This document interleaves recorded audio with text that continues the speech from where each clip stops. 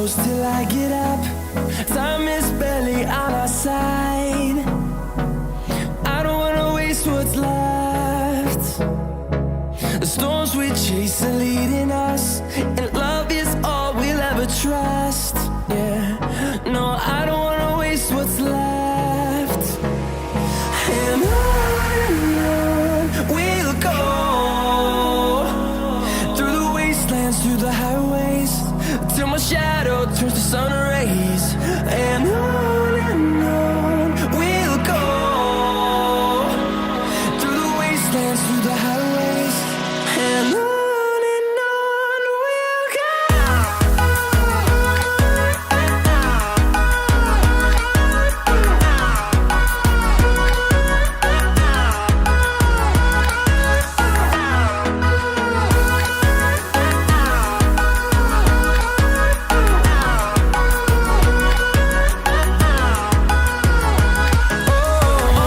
go. Finding life along the way, melodies we haven't played. No, I don't want no rest. Echoing around these walls, fighting to create a song. I don't wanna miss a beat. And on we'll go, through the wastelands, through the highways, till my shadow turns to sun rays. And on we'll go, through the wastelands, through the highways, and on we'll go.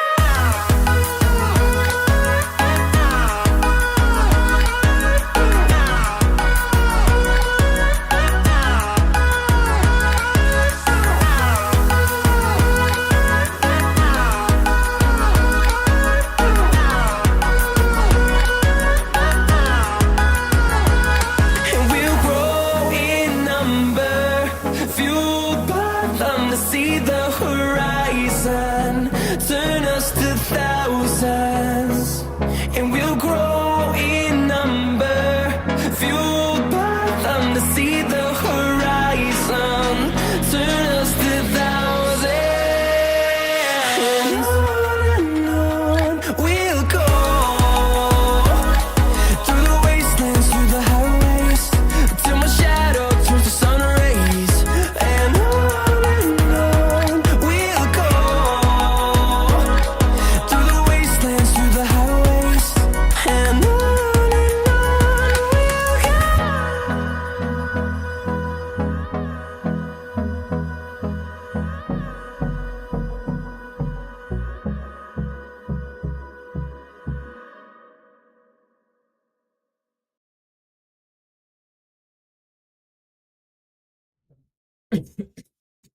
Wow, sikuwa nataka kuanza by coughing, but welcome back everyone to another very big game. Match day 2 for Manchester City playing against Spurs, man. Kuna start yenye nimeona hapa before the game, man, imenitoa roho vibaya sana. Out of the last 12 games zenye Man City we've played against Spurs, we've only won 4. Sijui hata hiyo ni nini ya ngapi. Hiyo ni success rate ya ngapi, if I'm being honest, but it's too low. It's too low. It's too shocking. Sikuwa nadhani that we are that bad sikuwa na expect we are that poor when it comes to Spurs, but tunakuanga poor against Spurs, if I'm being honest, either home ama away. Hata last season ile game yenye tulishinda against our at their stadium, bro, ilikuwa one of the highlights of the season, because that, although the previous season pia tulikuwa tumewin huko kwao on match day 37, but pia last season I know we did a watchalong during that day. Juu nakumbuka ilikuwa ile siku yenye Rodri alikuwa na present Ballon d'Or, and then Spurs out of nowhere wakatokea and they defeated us 4-0 on that day. Na nilikuwa I don't want to say nilikuwa najua watashinda, but niliangalia lineup ya Tottenham, nikaona hawana defender kwa hiyo lineup. That is last season at Etihad. Nikajua this game is going to be tricky. Juu nakumbuka hiyo ni ile game yenye walichezesha Ben Davis. Bro, they won 4-0 mse.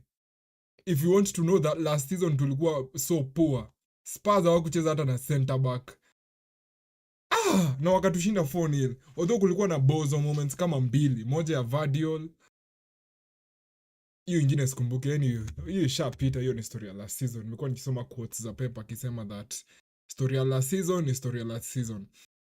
But wacha to dive into the the tactical board as early as possible. Because nimeona lineup iko very very interesting. Sijui kama you guys have seen the lineup ama the starting 11 for each team. Acha tuanze na team ya nyumbani. Morgan, nilikuwa nimeona ulikuwa ni text bro. I was running back home ndio nifike in time, so apologies for the for the missed messages. I was running. Sikuwa nakumbuka game inaanza 2:30. Sijui mbona nilikuwa nadhani inaanza 3:30. So I had to make some last minute adjustments. Good afternoon bro. Trafford in goal. Rico Lewis amepata his second start. John Stones, Ruben Diaz, Nori. Backline ama defense line imebaki the same tu venye ilikuwa against Wolves away last weekend. And then Gonzalez na Reinders and Chucky in the midfield. Bernardo Silva amekuwa dropped from the last time we played. We will have to talk about that one. And then Oscar Bob back into the lineup after a very good performance against Wolves last weekend. Haaland alipata bao mbili last week. Obviously angeanza if he was fully fit. And then Marmoush is back on the starting 11 after a very underwhelming display by Doku last week. I think Doku ndio alikuwa player mwenye hakuplay vizuri last weekend. But during the course of the week nilikuwa like, ama I should play Doku ndio Judoku anaweza sumbua Pedro Porro, because previously Pedro Porro amekuwa akipatikana sana na Doku. Hata last season nakumbuka ile hiyo game yenye nasema we lost 4-0. Savio started very well against Pedro Porro. And he even got a very good chance, but Savio ni Savio akafanya mambo zake. So I think let us proceed by identifying the positions zenye the Man City players watakuwa. But before we do that, wacha nikupatie lineup ya Tottenham Hotspur.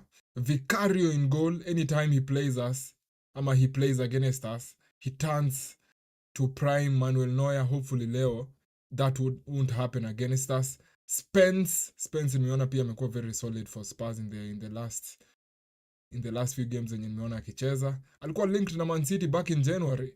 Sijui kama bado hizo links ziko. And big up Morgan as always. Morgan ndiye alikuwa ananiambia Spence he has Kenyan heritage, like his mother is Kenyan. I don't know how the right wording for that. Van der Ven, Romero katikati, and then Pedro Porro on the other side for Tottenham Hotspur. And then sasa hii midfield yao, the moment niliona hii midfield yao nilijua it's going to be a very very tricky day for us, because they are very physical. I remember last week nikiwatch walikuwa wanacheza against Spurs, walikuwa wanacheza against Burnley.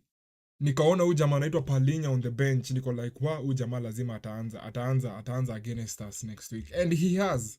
And I don't even blame Thomas Frank for that, because this is a very physical midfield.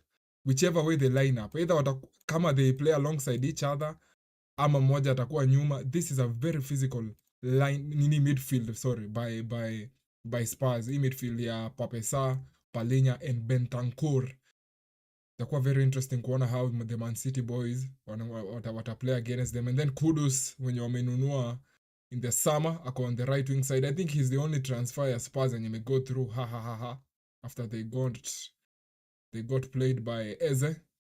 Richarlison the pigeon ako katikati, and then Brennan Johnson operating from the left wing. I don't know kama left wing ndio his preferred position, because venye Son alienda nilikuwa like Brennan Johnson is his preferred position left. I think his preferred position in left wing. Maybe someone can counter check that for us. Let's some comments. Very attacking lineup. Very true. Very, very, very attacking lineup by Man City. Does Pep anticipate a pragmatic approach from Frank? I think how watakuwa na they do I want to say that they'll sit back and hit us in the counter? I think you imekuwa ikiwork against Man City sana. Hata last season I remember when we played against Brentford. Najua kuna mtu atashinda, mbona unaongelelea Brentford si wenye mnacheza against. So it's because Thomas Frank ndiye alikuwa coach wao last season. Both games zenye tulicheza against Brentford last season, I might even take it further and say they were the better team in both games, home and away. Juu hata hiyo game yenye hiyo game yenye tulicheza against our at home, the first 20 minutes walikuwa na chances mingi, because I remember the first minute they scored against us or something, if I'm not wrong. Pia yenye ile game yenye tulienda kucheza at their stadium, that is the away match, tuliscore 2 goals and they fought their way back, ikaisha 2-2.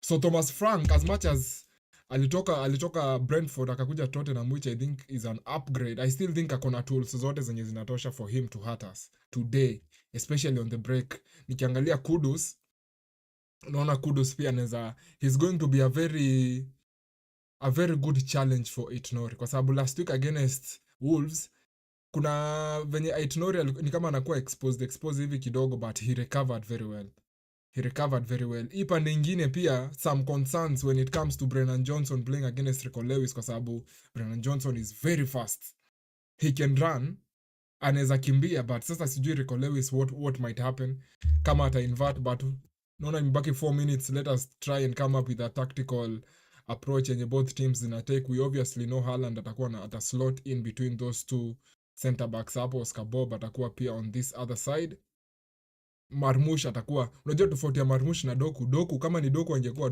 huku nje hivyo, angekuwa in that position, but Marmush I think he's going to operate from this channel yenye iko hapa, which even makes me more concerned, kwa sababu ukiona Marmush anaingia hivi ndani inamaanisha that Aït-Nouri atakuwa na operate from the wide areas, na Aït-Nouri akikuwa base kama hii, hakuna mtu mwenye anakava hii space hapa. So nataka kuona venye Man City watafanya. I will still prefer kuwa a bit more reserved venye alicheza against Wolves. If it was up to me, I will prefer kuwa position kama hii, and then I think Chucky atakuwa na operate from the center regions, which is his preferred position. And then sasa hapa kwa midfielders wa Man City, there's a very interesting thing that I would like you guys mniambie what you think might happen. Do you think Reinders atakuja acheze alongside Chucky and then Nico Gonzalez akuwe peke yake? Ama do you think Reinders atacheza alongside Nico Gonzalez and then Chucky ndiye atakuwa na operate hapa? I think this is the best approach for me. Heri Chucky akuwe in the lone 10 and then Reinders na Gonzalez wakuwe in the alongside each other. I'm going to support that with a reason. Si vizuri unasema kitu without a reason. The reason why I think that is the best approach ni kwa sababu itasaidia sana Man City in terms of covering the transitions zenye Spurs watakuwa nazo. Last week Reinders akicheza mbele ama akicheza attacking, he was so good. But I would prefer leo a hold back nyuma kidogo. But sasa si unajua hizi ni views zangu, si zenye Pep ako nazo. Maybe Pep is going to do something a bit different. And then pia last week tuliona Rico Lewis alikuwa na drift into this position to a point that hata aliweza kuassist Haaland for a goal. So I want to see where he'll be positioned. I would still prefer pia yeye asiende mbele sana. Same thing yenye nimesema na Aït-Nouri, such that ikifika time ya kurudi nyuma ama ya kutransition ya kurudi, we have legs ama we have players that can track back. And then John Stones na Ruben Diaz alongside each other. Trafford, second game in a row for Man City.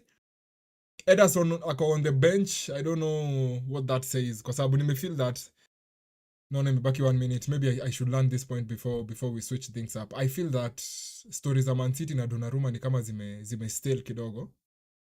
Zime go a bit dry. I don't know what that says, kama tutamnunua ama bado they are in talks. I don't know what might happen. Kenyan roots, Jed Spence akona Kenyan roots. Very physical, borderline aggressive, yes. I think Spurs wameishi kurely on that aspect when it comes to Man City in terms of the games zenye wamecheza against us previously. They've won because wakona pace na wakona power. Hata ukirudi back to zile siku za Hurricane na Son wakitusumbua, imeishi kukua because of that. Nilikuwa nataka sana nione the first few minutes ndio nione how the Etihad looks. This is the first game at the Etihad this season. I think Tijani alongside Chucky and Rico Lewis oh, okay, that's a very good point, huh? That's a very good point. That's a very good point, Morgan. So Rico Lewis invert aingie acheze alongside Rico Lewis, lakini physically do we want him to be against I go hand in hand against that Spurs team? Prediction. I think they will score. And I think they will score even before we do. if I'm being pessimistic, labda, but I feel they will score before us. It's typical Man City to do that. It's typical Man City. I see that I'm predicting bad luck. I think we are going to win, but I think they'll score before us. They'll score the first goal. Prediction. Unajua mimi ni kama nimekuwa fraud. Just nimejipata nimenotice I only predict 3-1 ama 2-1.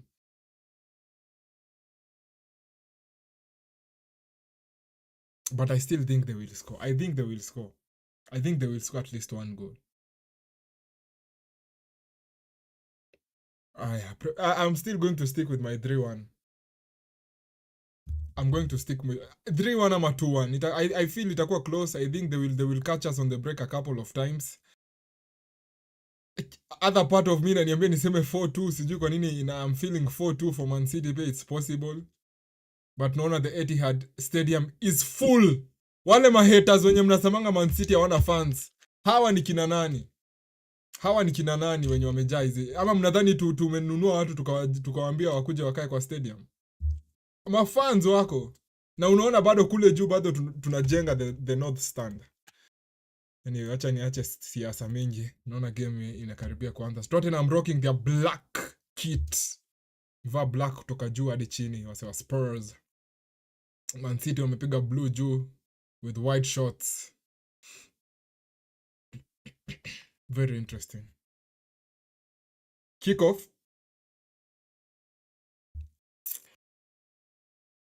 imeanza. Ali kickoff. Niko niseme something a bit bad pia. But the last time tulicheza ali kickoff. The last time Man City tulicheza ali kickoff ilikuwa lini? Kuna ile enye tulinini? Haaland, come on.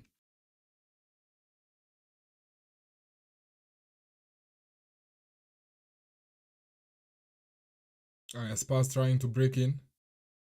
Chucky recovers the ball. Keeps it simple as always. Ama Tijani deeper recall. Hapana. But sasa naona hizo systems zote mbili ziko weak.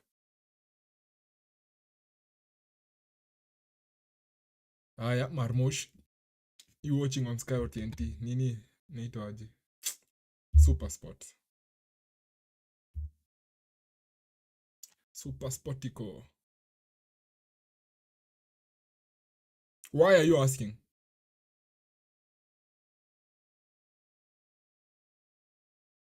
Oscar Bob. Pira inapita.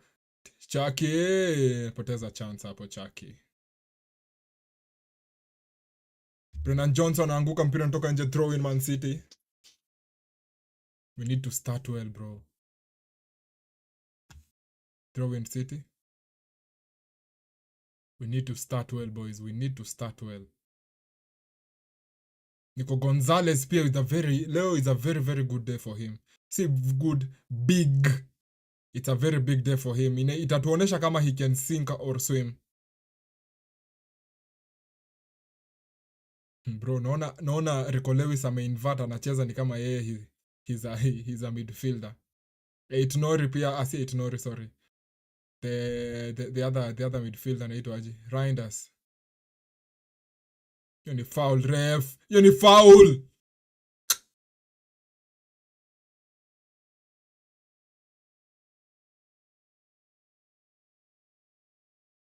Naona Rico Lewis ako mbele pia. Reinders pia ako mbele. So ni kama Nico Gonzalez ndiye anacheza in the lone position as a 6, which is why I was saying that today can be a very big day for him. Kwa sababu itatuonesha, unajua Rodri anachezanga hiyo position peke yake. Anachezanga hiyo position ya 6 peke yake without anyone else alongside him. Jed Spence. Poteza mpira, anapelekwa chini. Referee anasema ni foul hapo by Rico Lewis. Foul for Spurs. Jed Spence. Amewin ball hapo ref. Amewin ball. Amewin ball ref, man.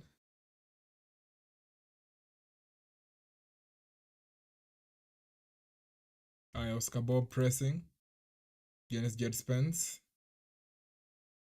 Poteza mpira Jed Spence hapo. Awesome pressure by Man City. John Stones tunamwangalia sana this season.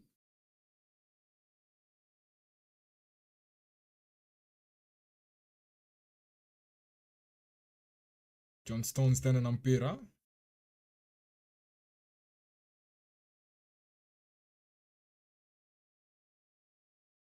Nice one, Nico Gonzalez. Mnacheza na triple 10 or whatever it is. Marmush anapata mpira mbele. Haya, Man City on the attack. Marmush, man. Come on. Hiyo ni pasi ya aina gani? You should be a professional footballer. Tijani and Lewis both kwa half space interesting. Yeah. Ndio maana nasema Nico Gonzalez leo, I really want to see how he plays, especially if he plays as the lone six.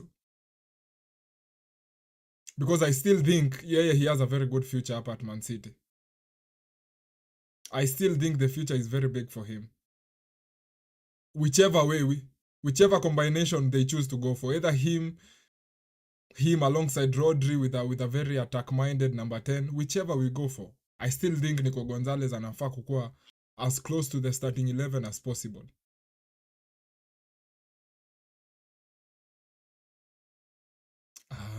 Huyu ni nani? Gonzalez the mistake after praising him. You make mistake immediately after I have praised him. Spurs wanapata set piece hapa, early minutes of the game, dakika ni 5. Acha tuone how things will proceed.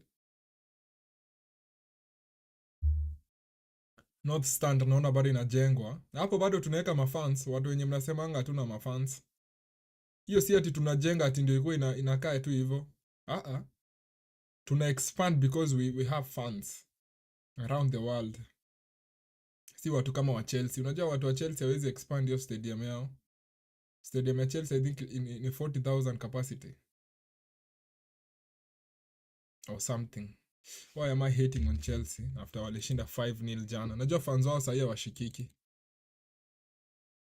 Set piece hapa hatari. Inapelekwa ndani.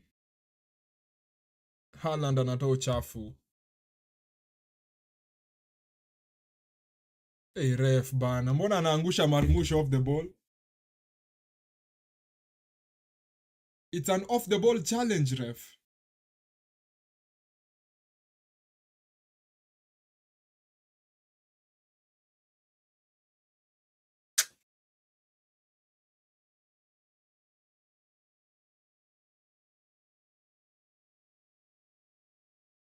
Mpira inaletwa juu na hapo nao walikuwa wametutafuta hapo. Trafford anachukua uchafu. Ruben Dias. Rico Lewis jaba nini? Nani husema hamna fans? Doesn't ring a bell. Bro, mimi nashangaa utakisema Man City ati Man City haina fans. Sema wewe hujui fans wa Man City. Usiseme Man City haina fans. Wewe ndio una connections. Trafford with the ball hapa. Development yake pia on the ball itakuwa interesting. Haaland! Hiyo ni yellow card Haaland. Inafaa kuwa yellow card for Haaland. He brings the ball anapata ball vizuri but ameload sana although haikuwa intentional si yellow card, haikuwa intentional. Haikuwa intentional. It's not a yellow card. I take that back. It's a foul though. Hatari hapa kwenye lango. Free kick hapa ya on the left side. Speaking about Chelsea, Palmer in his best position yesterday. We just keep on picking fights with Chelsea fans, bro. Hiyo nimekuachia. This is a very dangerous free kick hapa. I don't know why they only have 3 players on the wall. Pedro Porro on it. Inakaa dangerous. Because this is shooting territory hapa. Hapa hakuna mambo ya kushinda uki cross ball. Hapa tu ni unaweka tu ndani. Acha tuone what will happen. Free kick hapa for Spurs. Hapa ni Pedro Porro obviously. Gonga ukuta Pedro. Vuruta kitu hapa na gonga side net. Keep picking fights with Chelsea fans, Morgan. It's a poor attempt. It's a poor attempt by Pedro Porro.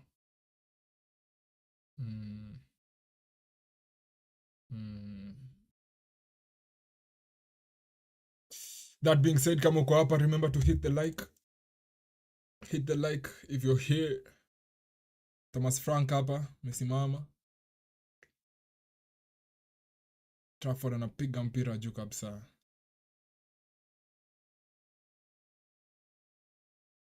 Marmoush.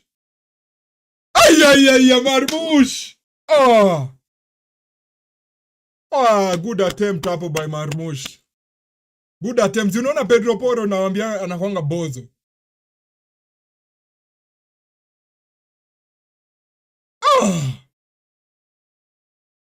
La. Good attempt though. Good attempt. Kama ingeingia from such an angle ingekuwa such a good goal, huh? I think he won the best goal of the season. He won goal of the season last season. Last time. He's the biggest fraud in EPL history. Nani unasema? Palma ama Pedro Porro? That was very poor by Pedro Porro.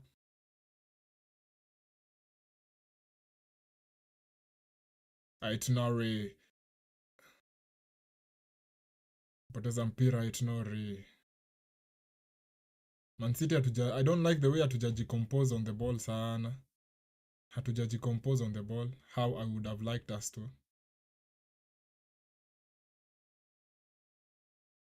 Hey! Trafford, jaba nini? Rico Lewis hapo na Trafford ni kama they are using something yenye hatujui.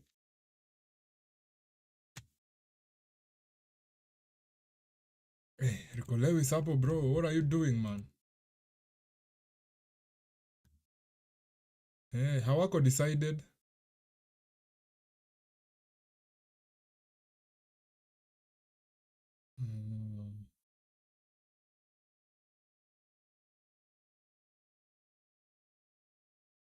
Ni foul hapo ref.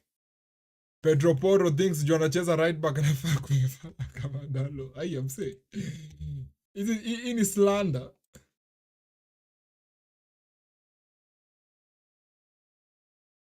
This is slander by Morgan. Hey, we are getting pressed, msee.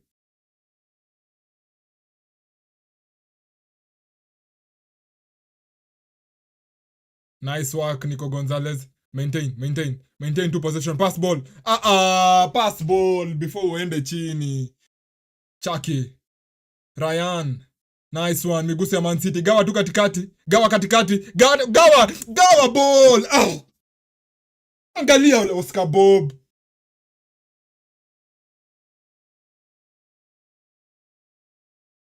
Marmoush. Outside Marmoush. Nenda ndani goalkeeper anatoa. Oscar Bob hapo. Na umesuasua na mpira sana Oscar Bob. Unge pass ball. Pedro Porro anapatikana ile pande nyingine. Hiyo ni goalkeeper ameokoa hapo.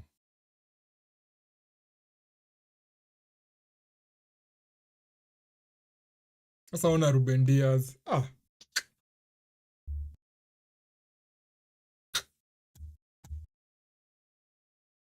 Spurs defending is more in your... Haya. Spurs goal kick hapa.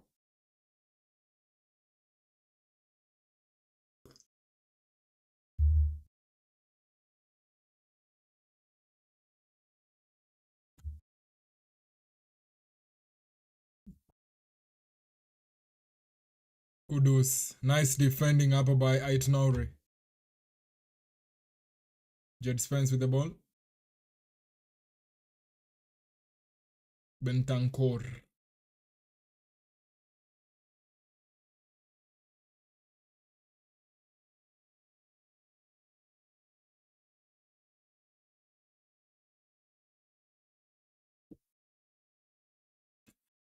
Vicario with the ball. Almost tuko dakika ngapi? 13 minutes in. I think both teams game iko 50-50 bado. Hakuna mtu mwenye amefanya anything spectacular.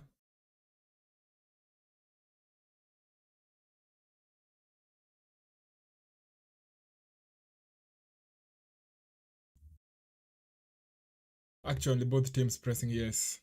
Lakini ni hivyo. I think Spurs lazima wapress kwa sababu wanataka Man City wapatie Trafford ball. Kwa sababu they know Trafford has a genuine weakness when it comes to, yani hayuko in the same levels as huyu ako offside ref. He's not on the same levels as Ederson. So I would understand why Man City, why Trafford anakuwa pressed. Tonori ako down. Oh my god.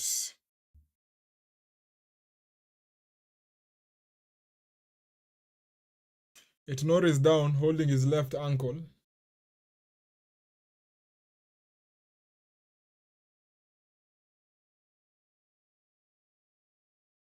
Ako chini, ako peke yake, is down on the floor akiwa peke yake. Aki anaanza ku warm up. Oh my god, Starky. Aki hezi keep up na pace ya Kudus Aki nani. Hands on his face, it's not a good sign. He's feeling a lot of pain. Rodri on the bench, wakiwa na Foden. Hawa ni experienced professionals.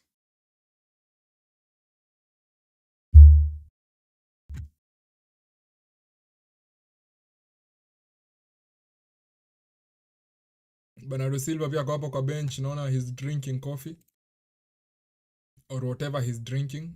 Maybe see coffee, I don't know why I'm assuming. And his ankle ndio iko na shida.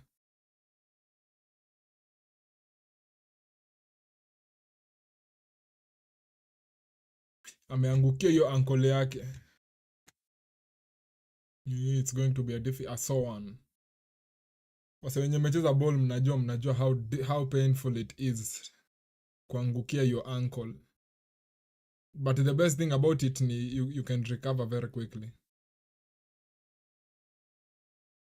Wanna pass the ball, wanna force the pass into Old Trafford. Wewe sema tu hivyo. I am counting down the days zenye tunaenda kucheza against Man U at Old Trafford, and then Trafford hiyo siku acheze vizuri. Oh my goodness, you guys, itakuwa the best banter. Obviously pia inaweza kuwa the worst banter if he plays poorly against you guys at Old Trafford. Yeah. So maybe ni kama ina go both ways. Kama ina go both ways.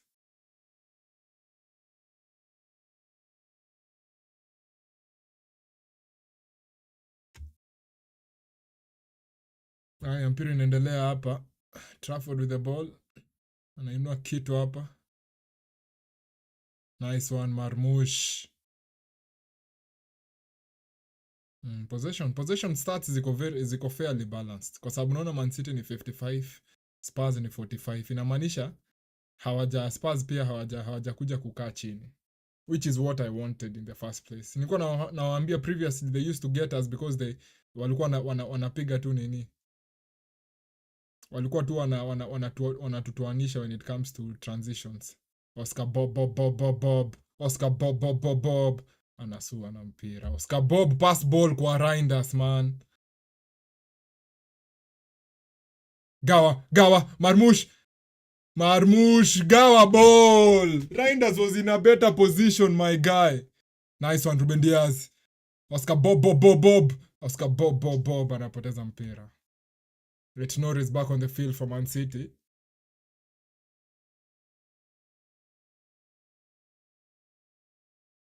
Kiporo anageuzwa kama chapo. Bro, nakwambia ni venye Man City. Hiyo left wing yetu ni venye we don't have ati very good wingers. Unaona winger mwenye akipata ball anakuterrorize. Na ndio maana mimi am so eager for Rodrigo to join. Because Rodrigo is very good. Akijoin Man City. Si mara moja nimeona tunacheza, and then the opposition's right back. Nice one. Reinders gawa, Reinders, power Reinders, anakuwa mchoyo, ana shoot badala ya pass.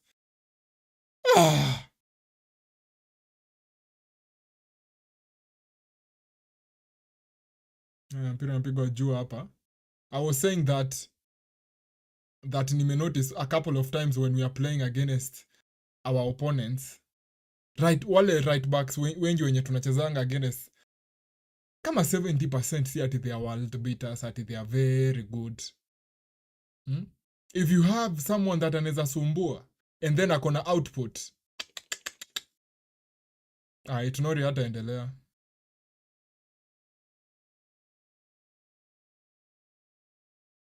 Ake bado naona na warm up. Reinders anakaa, si Reinders, Itonori bado anakaa na struggle. That is going to be a very big change. Inaweza affect other tactics in the opening minutes. Pass iko off, Chucky. Should have passed. Reinders angepass hiyo ball tu kwa Marmush. Unajua ukipass hapo tu, ukipasiwa hiyo ball in that position, there is no other thing. Unaiweka tu untouch. Shoot tu ra. Usishinde hata ukioverthink.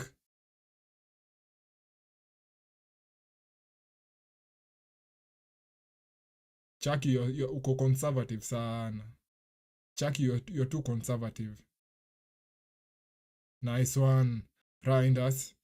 Sasa Reinders unafanya nini?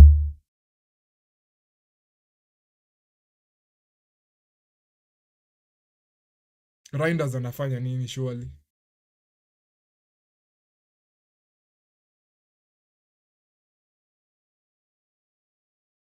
Itonori anasema anataka kuendelea.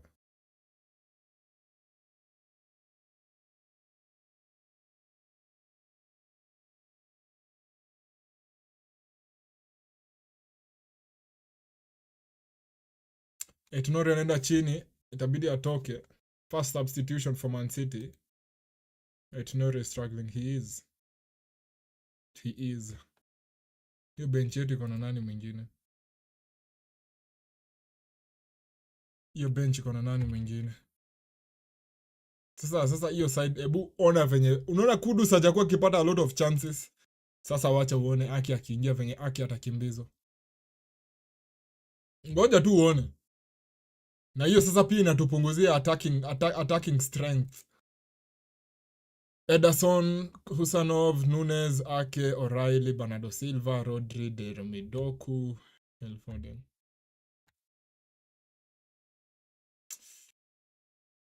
We still need a right back in this football club. Kudus sasa chances zake zinaongezeka sasa. Akitoka, nani akitoka? Itonori akitoka, unajua Itonori anaweza kimbia na anaweza keep up na yeye.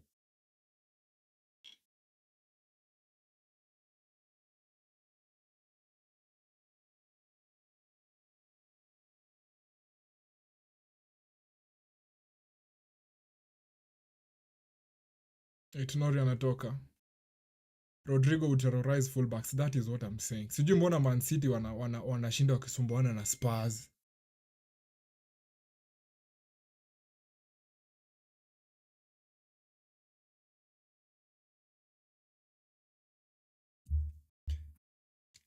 Ake anaingia. Sasa hapo Kudus, ngoja uone. I know football. Ngoja tu uone Kudus venye impact yake ita increase sasa. From dakika ya 22, wacha tuone. Alafu pia unajua iko na disadvantage pia going forward kwa sababu Ake hata attack venye nani ana attack. He won't attack to in the same way that nani attacks. That Itonori attacks.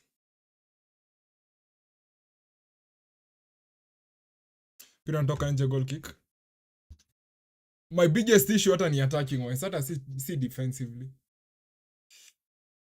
Haya. Anyway, tulikuwa kwa story ya Rodrigo. Rodrigo will terrorize, bro. I don't know why Man City are messing around with Spurs. Spurs wameoffer how much money? 70 million euros. Chukua hiyo do na utoroke.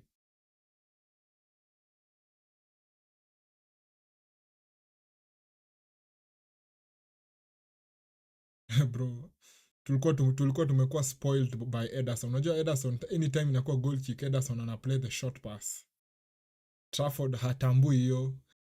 Yeye by the time inakuwa tu goal kick, ashaeka ball chini na amepiga iko huko juu. Johnson ukuwa fraud bro. Johnson dunked on you in a Europa League final. I understand the ill feelings towards him. I understand why you have this hatred towards Johnson. I understand why. Chelsea jana 5-1 despite the fact that Cole Palmer alikuwa injured, but they got shocked. Walifungwa bao moja kali sana na Luka Paqueta. Paqueta alipiga bao safi sana hapo. But sasa mimi I don't want Chelsea to sign a goalkeeper. I don't want, because I know if they sign a goalkeeper, team yao itakuwa very strong.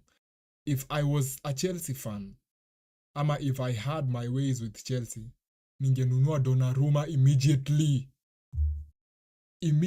Kama ningekuwa Chelsea ama Man U, I am going after Donnarumma immediately. Sijui mbona both teams hakuna mwenye wanajifanya venye ni kama hawaoni. Johnson. Nice defending up by Rico Lewis. He is the fake till you make it kind. Johnson. Hatukuwa na goalkeeper hiyo final. Mngechezesha mtu mwingine. Hakuna mtu aliwakataza. If I was a Chelsea ama I was in the management ya Chelsea ama nini, ama Man U, ningekuwa nisha sign Donnarumma sahi. Both teams hazina good goalkeepers.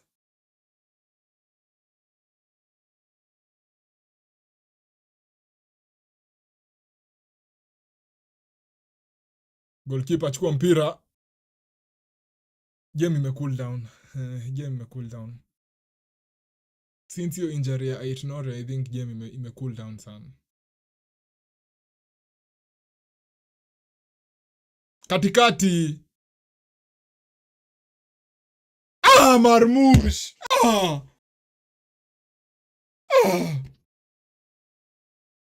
Hala.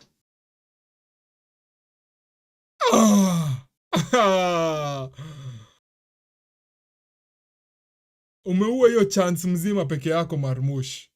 Hiyo left wing yetu, mimi I keep telling you, it needs something different. We need something different on that left wing.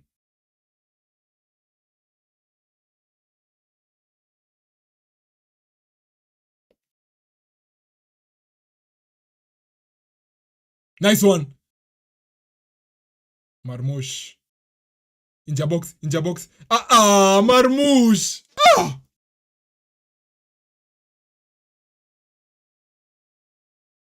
Pass ball Gonzalez. Safi. Ruben Diaz gawa. Nice one. Patia tu Oscar Bob. Rico Lewis. Pep ambio players warudi wakuje. Waambie wakuje, ni kama wamesahau kila kitu. There's no way they are playing these passes this way. Ama they want to make the game interesting. There's no way they are playing these passes hivyo. Kila mtu ana pass ball ni kama hata under 18 za wachezangi ball hivi. Hiyo ni ya Spurs, hiyo ni throw in ya Spurs. Hadi nashangaa why no one is moving for Gigi Donnarumma. But now we might sign Lamens. He is good. You're sure? Ama you are assuming he is. Have you done any profiling ama any scouting on this Lamens guy? Hata Reinders leo umekuwa a bit poor.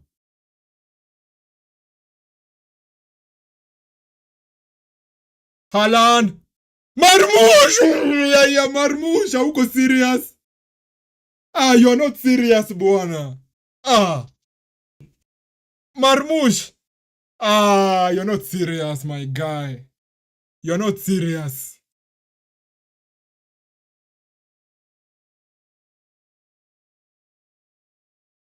Marmoush, man, you're very disappointing. We should be 1 goal up by now. We should be 1 goal up. That should be a goal.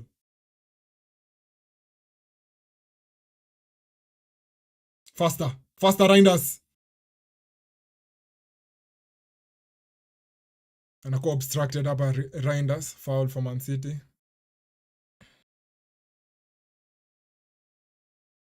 Haaland alikuwa ameproduce magic hapa.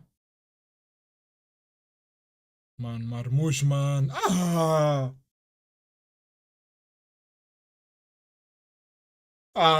Marmoush, that is very poor. That is very poor, Marmoush. That is very poor.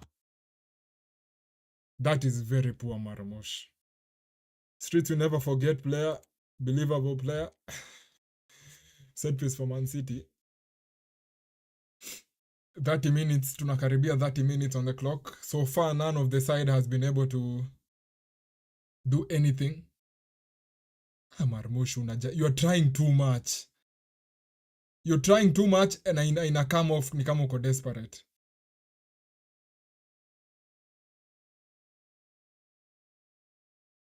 Hiyo Kudus arudishwe nyuma. Arudishwe nyuma. Nice one. Nice one.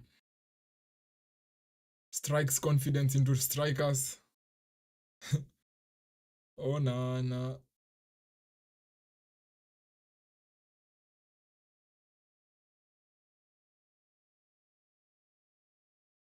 Hey! Nice one, Diaz.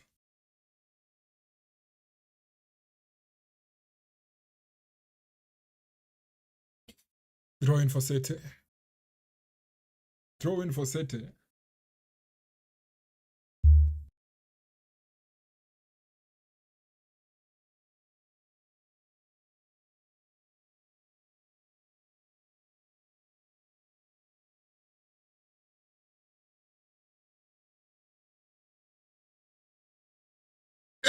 Hey, anytime Trafford anapata ball now, I'm panicking.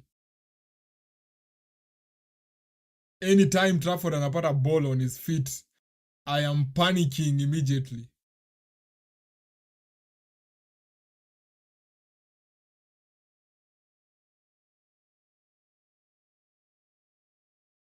Jed Spence.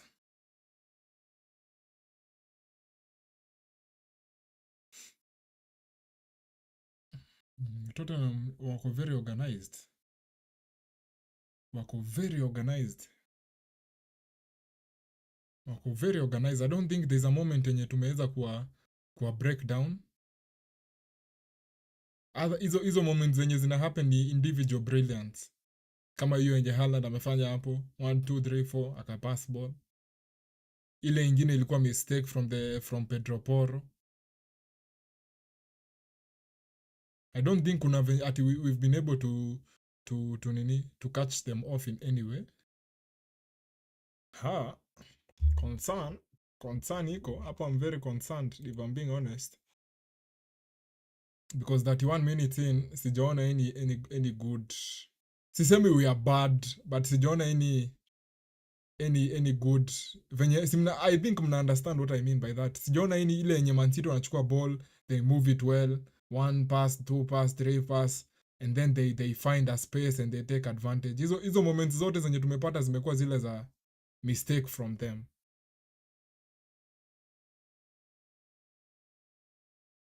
But it's too early. 32 minutes on the clock.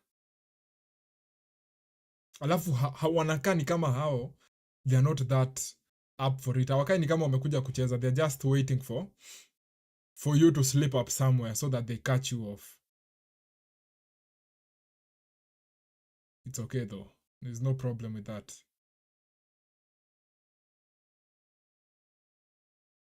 Chucky, I want more if I'm being honest, especially in terms of creating.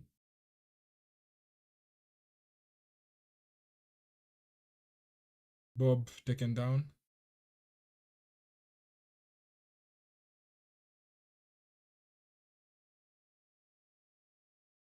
Hiyo ni yellow card ref. Kick the ball away. Why is he doing that? Why is he kicking the ball away? Hiyo ni kama kuambia referee, tafadhali nipe yellow card. Nipe yellow card referee, nipe yellow card. Hiyo ni kama kuambia referee hivyo. Ama amebet. As in, there's no reason for doing something like that. See, at Man City, we were in a very good position. Not a jab as a John Stones. Kudus is a very good right wing. He is. He is.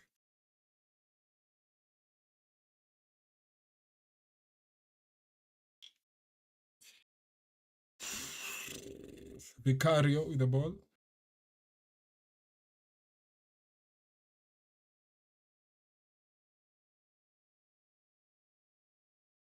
Faster. Reinders, man. Hauko serious. Hauko serious. Hauko serious, Reinders. You're not serious. You're not serious. You had a lot of space up to yourself.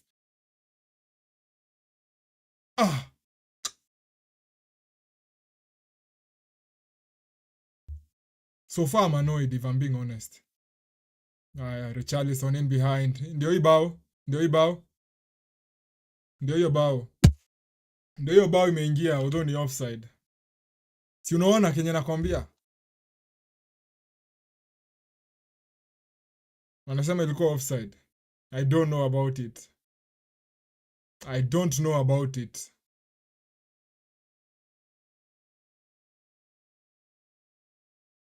Oh.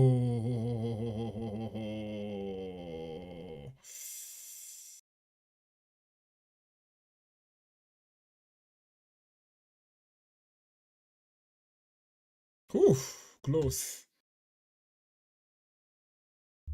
I don't know about that one, bro. Mi naona hiyo ni onside. Oh, hiyo si offside. That is not offside. That is not offside. That is not offside. That is not offside. That is not offside. That is not offside. According to what I'm seeing with my eyes, maybe wakimeasure itakuwa more accurate. But from my eyes, I don't know if that is offside. I don't think it's offside. I don't think it's offside. I don't think it's offside.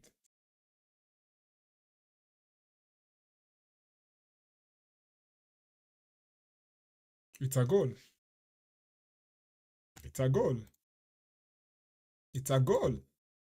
I told you. Tuko disappointing, if I'm being honest. Although nilikuwa nimepredict they will score before us, so I shouldn't get worried by that. I should not be worried. I had told you they will score before we score. So I don't think I should be shocked. I should be disappointed. I don't think I should be shocked by that, because I had said watafunga before. So it is up to Man City sasa wa step up. Spurs 1 goal up. Spurs scored the first goal in the Etihad this season as visitors. Wonder how Eric chose Anthony over him.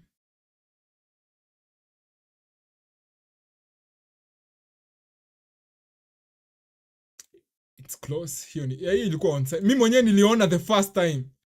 As in time yenye the ball ilikuwa in real time, niko like hiyo si offside.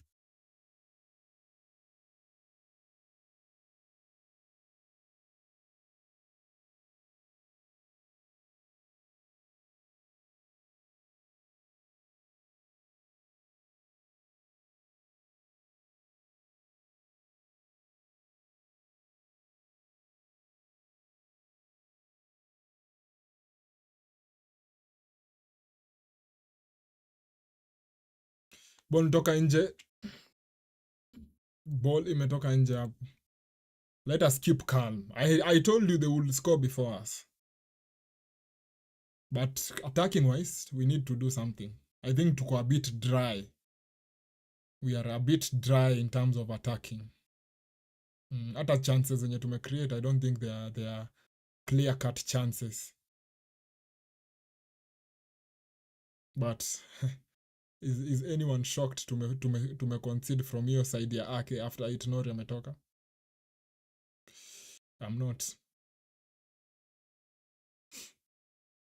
Marmush amewaste chances kadhaa, amewaste 2 chances peke yake. I don't hiyo left wing yetu ni kama we will have to, ni kama we will have to do something about your left wing position yetu.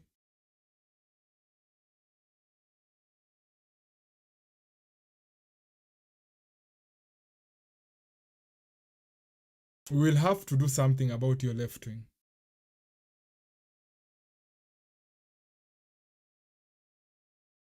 Oscar Boba Ezani, he's weak physically. Haezi pita Van der Ven. Van der Ven is a unit msee, alafu ako na pace. Van der Ven is strong and then pia ako na pace. Stones should have dropped off rather than step up. I think ni kuslip alisleep. Hiyo si foul hata. Pedro Porro hiyo si foul. Hakuna foul hapo. Kuna foul hapo. You're looking for a penalty. You nasty guy.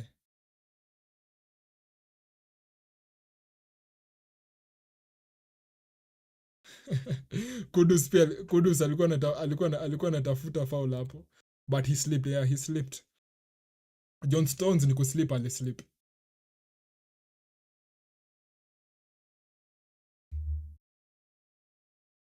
Callum Doyle is joining Wrexham from Manchester City for £5.1 million. We are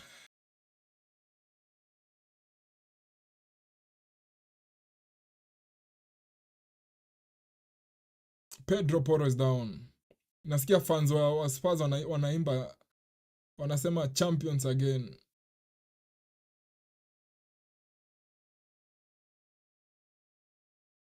But we have something. We need to do something. I don't think to create chances. I don't think to create chances vizuri. I don't think to create chances vizuri.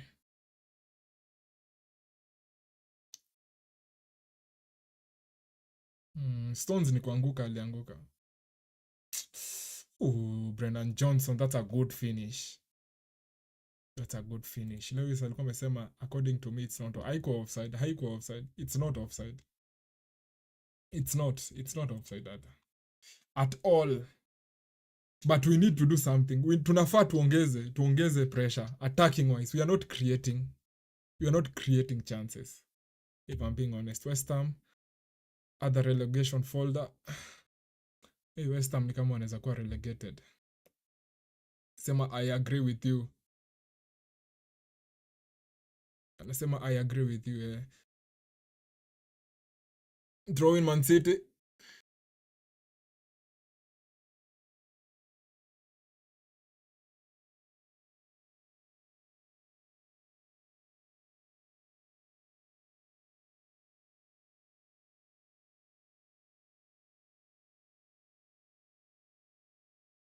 Naonekani. Hiyo yenye wanasema nani ameshika handball. Tuko poa bana Pep. Ambia hao vijana waache mchezo bana. Do they know that we want them to play good football? Ama wanadhani bado tuko last season? Because apana, there is a lack of seriousness in this team. There is lack of seriousness in this team. There's a lack of seriousness in this team. Juu zile chances mbili zenye tumepata, ile ya Marmush, ile yenye goalkeeper yenye Pedro Porro alimake mistake, na hii yenye Haaland, funny enough zote mbili zimeangukia Marmush. You would think that he will be among the best players for Man City in terms of finishing. Chaki anapoteza mpira. I think Chaki atatolewa, if I'm being honest. I think atatolewa. Sioni kitu yenye amefanya hiyo game zima. Sioni anything yenye amefanya hiyo game zima. Amerecover ball, amefanya kitu finally.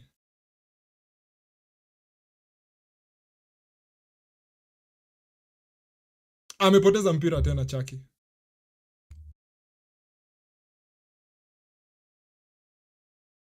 I think yeye ndiye atatolewa wa kwanza, if I'm being honest.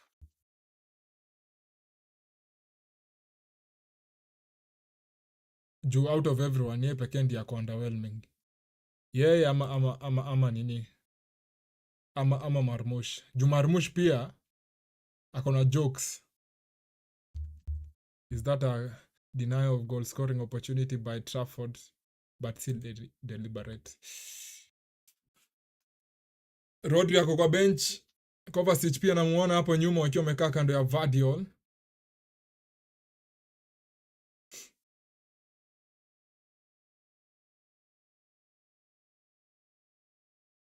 Hey, wako physical kwa midfield.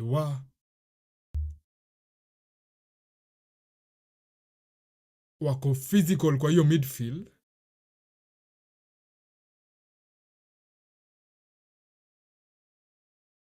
Hiyo midfield yao iko very physical. Hiyo midfield yao iko very physical. Unaona sahi Man City hata ni kama tumeisha. Hata hatufanyi anything. Uko Kudus. Unaona venye Kudus ameimprove. Si niliwaambia nani akitoka Itonori akitoka Kudus ataimprove.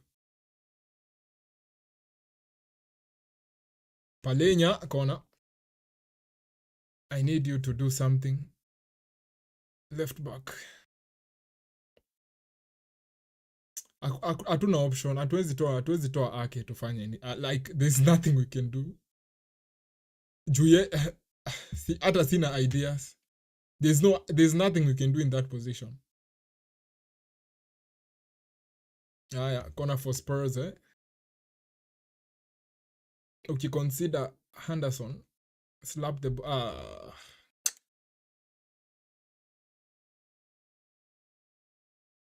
corner for the Spurs. Naambua ngoje.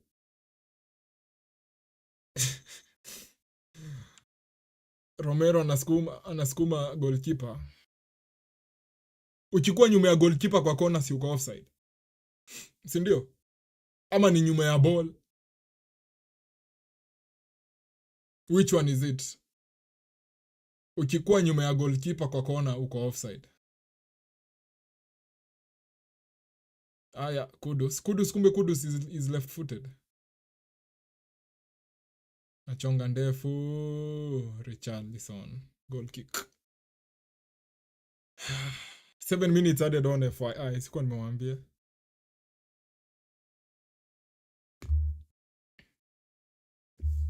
But we have to do something attacking wise. Sijafurahia na venye tuna attack. Midfield pia I'm a bit concerned kwa sababu tunakuwa bullied sana. Ay, Trafford! 2-0. 2 for Tottenham.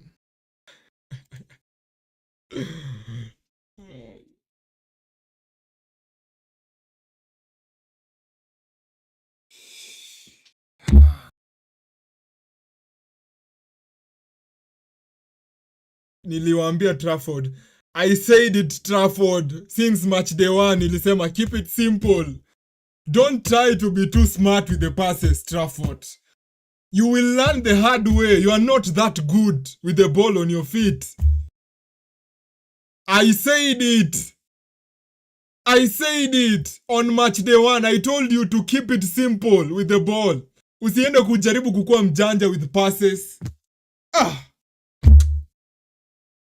Lakini pia nyinyi players wengine hapo you should be ashamed of yourself. You should be ashamed of yourself. Au center backs wa Man City, you should be ashamed of yourself. Juu mnafaa kumwambia go long. Mnafaa kumwambia pige ball juu.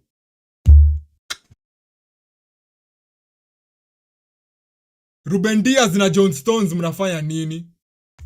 Mngeweka ball chini mpige ball iende huko juu. Hii hata hakuna hata haja ya kushinda tukikaa hapa. Hii shaenda. There's nothing we can do from this position. There's nothing we can do from here. 3 goals. Hiyo ni mlima kubwa sana hiyo. Hiyo ni mlima kubwa sana kupanda. Kama ingekuwa 1-0 at half time ningekuwa comfortable. 2-0. 2-0 hapana. The best we can do ni kudraw. The best we can do ni kudraw. because we are so dry in terms of attacking. Hatukai ni kama we can do something, we can hurt anyone.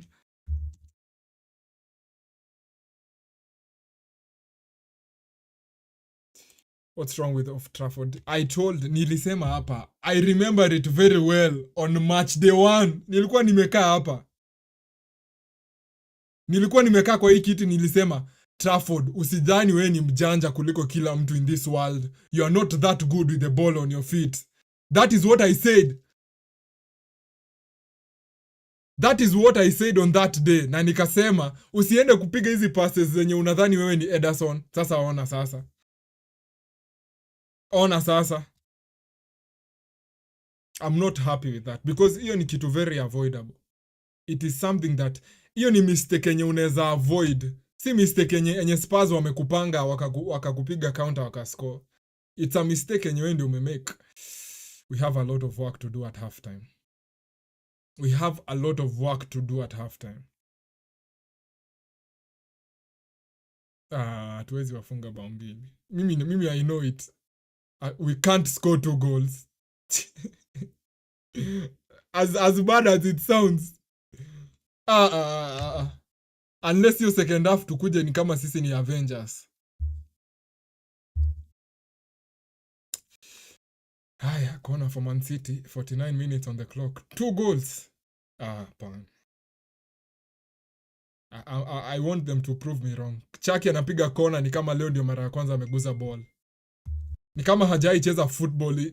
Unaweza dhani yeye ni mse wa volleyball venye amepiga hiyo kona.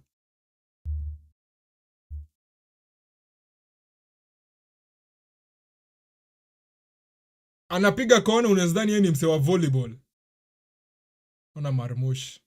Kwanza Marmush leo unanibo sana.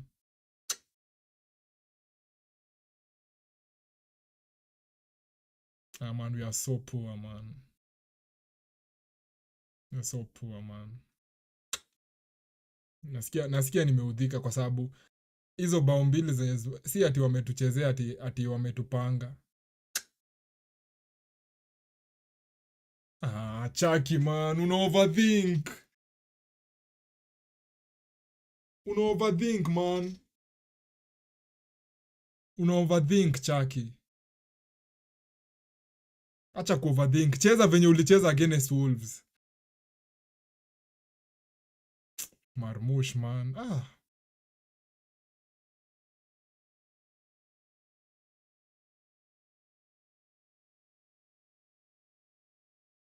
Hiyo si penalty, hezi kuwa penalty. Sijui mbona watu wanadhani hiyo ni penalty. It's not a penalty. Sipendi vile broadcasters hufanya when a mistake makes. Zina alternate kwa goalkeeper mwenye ako kwa bench. Mimi I like it. I prefer it that way. Haaland! Ana miss header open.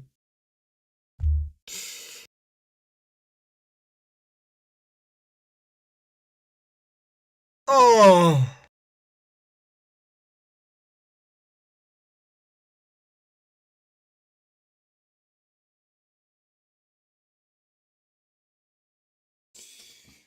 Hii ndio imekuwa one of the best chances tumekuwa nazo first half. Imekuwa one of the best chances.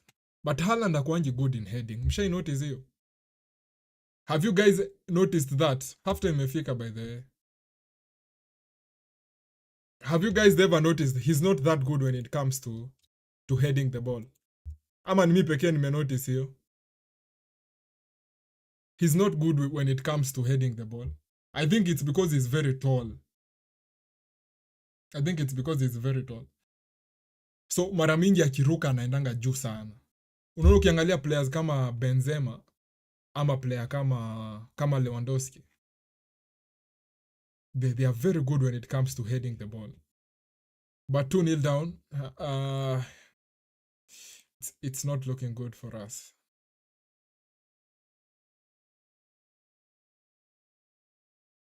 It's not looking good for us. And that is the message. It's not looking good for us. We need to turn it around in the second half.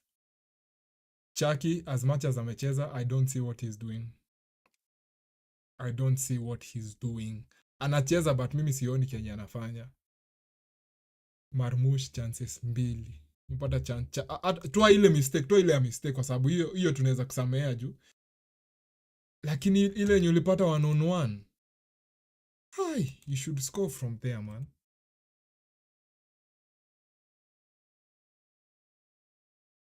But niko disappointed na hiyo bao yenye tumeconcede bao ya pili. Hiyo ndio hiyo sasa imenibo sasa, like come on. We should not be doing that. Hata kama ni mimi coach wenyu, ningekuwa coach ningewaambia mnafanya nini? Yekeni ball chini mpige juu. Juu ilikuwa dakika ya 47, we were 1 goal down. Ni kama tumewaambia shikieni ball fungeni. As much as nataka kublame Trafford, the goalkeeper, Ruben Diaz na John Stones, one of you, hizo ni akili mbili. Unajua hiyo si akili moja. Hizo ni akili mbili. There are 2 brains. Hapo ziko kwa uwanja. Hakuna mwenye anaona. Ai, hapana hapa. This is very risky. Hakuna hata mmoja wao anafikiria hivyo. 2 full brains. Sasa hiyo imefanya kazi ikuwe ngumu sana. Do I think Man City wanaweza, but I don't think chances ziko high. I don't see us doing it, if I'm being honest. Juu sasa itabidi tutoe Chaki. Tuweke nani? Tuweke Foden katikati. Foden pia amekuwa hit and miss. Amekuwa hit and miss kutoka last season. Time nyingine anacheza vizuri, time nyingine anacheza vibaya. Hit and miss Foden. But kama ingekuwa only 1 goal, ningekuwa nimeona something that we can do. Jumi, I thought creatively, we are not creating chances. I don't know, wase wenye mna watch, maybe you can give your comments. If you are the coach, Man City, say, what are you doing? 2 goals down at halftime, first home game in the new season. What are you doing? Hiyo nimewaachia sasa, you answer it before nitafute stats za hiyo first half. What would you do? Kama wewe ndio coach sasa umeenda mko 2 goals down. Do you keep it the same? Useme wacha wacheze hadi dakika ya 60 and then tutabadilisha from there. What do you do? Kwa sababu mimi I feel sasa hii situation yenye tuko ni sasa just risk it. Mimi naweza risk it. Heri hata washinde 4-0 but nijaribu I change something. But they are very physical kwa hiyo midfield. Palinya na Bentancur wamekalia kina Nico Gonzalez vibaya sana. Na siku wakalia because they are not technically good, kwa sababu they are very physical. They are very physical. Wamenini. Reinders haonekani. Ana make decisions very poor. So I think ile game yenye alicheza last time ni kama ilimchocha sana. Bob ni kama ana struggle ku dribble. Nikiangalia maybe we just make a change. Wacha niweke whole screen. We see the bench. Maybe you guys can help come up with something. Because mi naona decision ni nini. Heri you do something. It's better you do something sahi mkiwa 2 goals. As in you're already 2 goals down. Like si ati game ikiisha 5-0 ati watapoa points 10. Bado watapata 3. So you might as well go for it. Ederson in goal. Husanov defender, Matthias Nunes defender, Nico O'Reilly midfielder, Bernardo Silva midfielder, Rodri midfielder, Jeremy Doku midfielder, Phil Foden. Oh my god. Naangalia hiyo line, naangalia hiyo bench, sioni anyone that can mwenye anaweza kuja tuseme huyu anaweza okoa.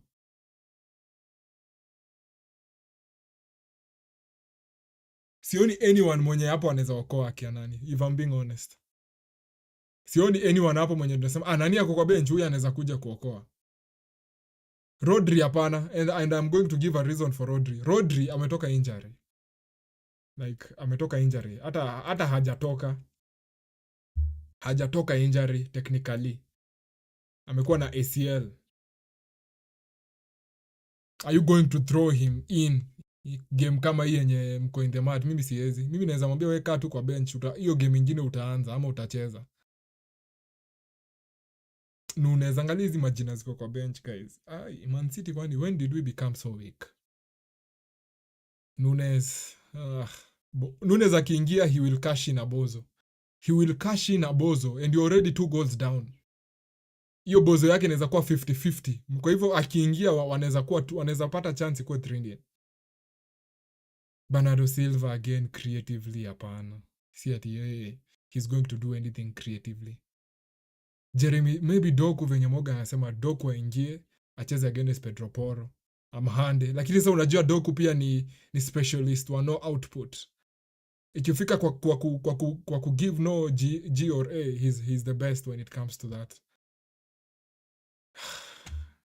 I'm only wishing tungekuwa only 2 goals, only 1 goal down. Return to the system ya last game. Hatuwezi rudi system ya last game kwa sababu we don't have it, Nori. Haiwezi work.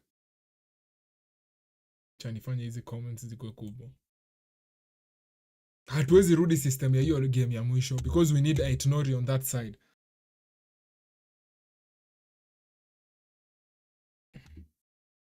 But I think Marmoush best position is off the striker. So maybe Chucky off. So unasema Chucky off, Doku on. Hezi. Wacha tu ama Foden.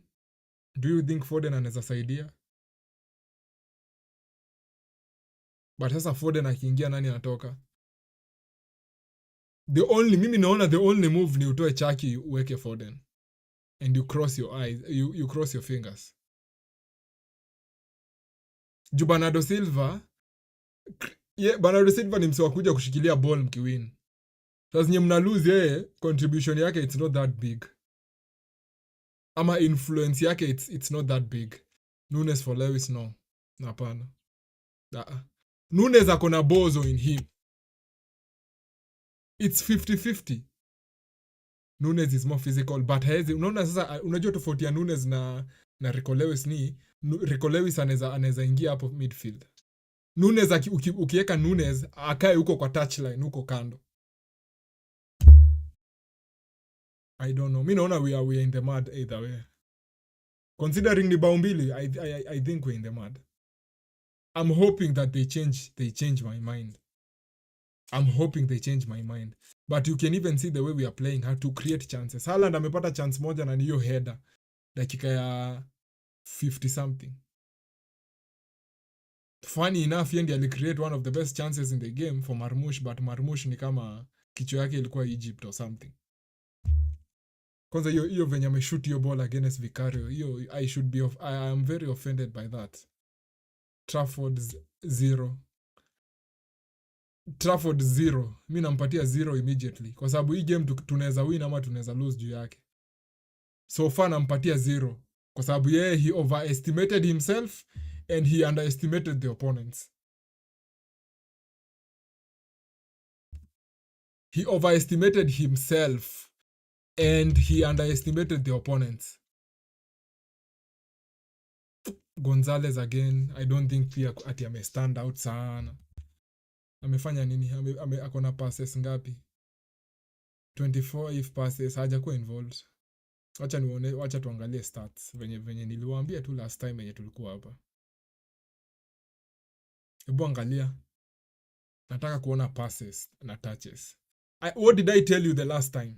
The last time when we were doing a live stream, niliwaambia red flag ya kwanza ya Man City. Usipo watch game ya Man City, just do this. This is a trick to everyone here. In case ukose kuwatch game ya Man City, utake kujua what happened. Whatever result tu utaona. Fungua stats, enda kwa passes. If defenders wako na the most touches, I am going to repeat it so that watu wenye wako huko nyuma ya class wasikie. If defenders ndio wako na the most touches, Man City hakuna kitu wanafanya hiyo game. I have taught you something new leo. Na unaona, it is the same thing that is happening. John Stones na Ruben Diaz, hao ndio wako na the highest touches for Man City. Na funny enough, they're playing as who? They are defenders. Inamaanisha Man City, we are struggling to give the ball to our midfielders. Sijui kama naweza fungua ile game nyingine yenye tulicheza against nini? Against Wolves muone. I want you guys to see the difference. Maybe it'll change. Kwa wapi fixtures. Acha tuone game ya Wolves. Tuone nani alikuwa. Maybe mimi ndio fraud. Sijui Kenya nasema. Maybe mimi ndio fraud. Unaona the person with the most touches for that midfield ni nani? During that game ilikuwa nani? It was a midfielder. Unaona Nico Gonzalez with 98 touches. Hiyo game mzima. Leo Gonzalez akona how many touches? Hata hayuko hata top 10. Ako huko chini akona 28. 28 touches as a midfielder. We need to do something. Lewis anasema that is what I'm saying, man. Midfield yetu imekufa.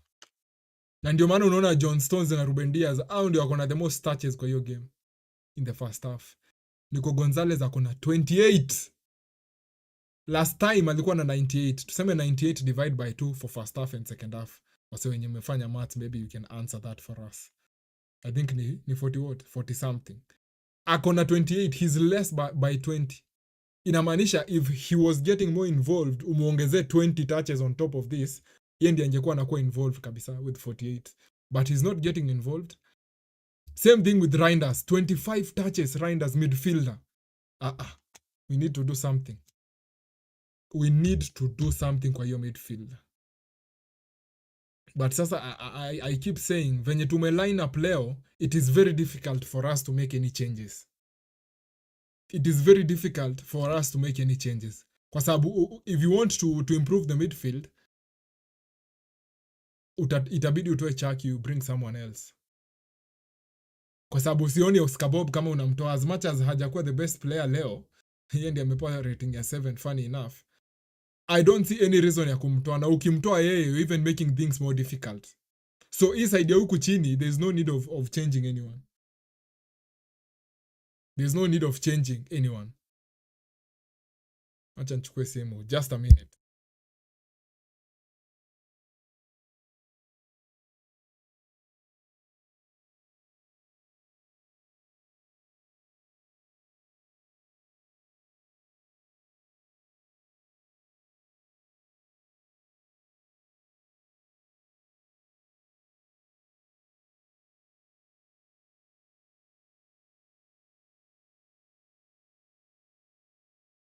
Aya, I'm back. You see? So hii side ya huku usishinde ukichange anything huko chini. Because the moment umetoa Oscar Bob, umemake sasa vitu zinakuwa even more difficult. So the only option ni either utoe Chucky ulete Foden ama utoe Marmoush weke Doku. Msishangae mkiona Pep anatoa Chucky anaweka Bernardo Silva. Unajua Pep yeye anafanyanga vitu opposite to what we think. Sisi tuko hapa tunasema we need more creativity. Yeye sasa anaamua wacha sasa nizime creativity yote. But sasa siwezi blame kwa sababu in the last game against Wolves venye tulicheza Bernardo Silva, Gonzalez na Reinders ilikuwa perfect. Hiyo midfield ilikuwa perfect. Chucky hayuko involved. Game imekaribia kurudi. I think game imerudi. If I'm not wrong. Bado haijarudi. Bado game haijarudi. Ama wamerudi wako kwa field. Naona players wa Spurs wameingia. Lewis anasema 70 passes, imagine. Alikuwa na 70 passes last time. Ama nani alikuwa na 70 passes? Yeah, alikuwa na 70 passes. Saa hii midfielders hakuna hata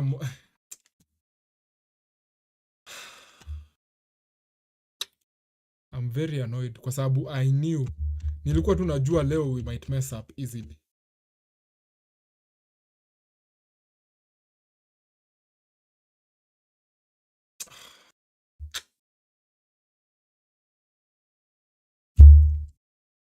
I'm annoyed. Niko annoyed sana. Kwanza na hiyo bao ya pili yenye tumeconcede. Hiyo bao ndio imenifanya hata niudhike kabisa. Because it is very avoidable. John Stones kwanza wewe na Ruben Diaz. But he won't change. Trafford anarudi. Don't be shocked akifanya the same thing. Unajua mimi I know Man City. Usishangae Trafford akijaribu kupass ball tena and then it goes against him.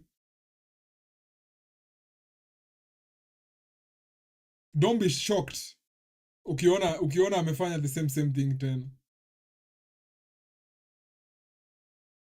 2 goals down against Spurs.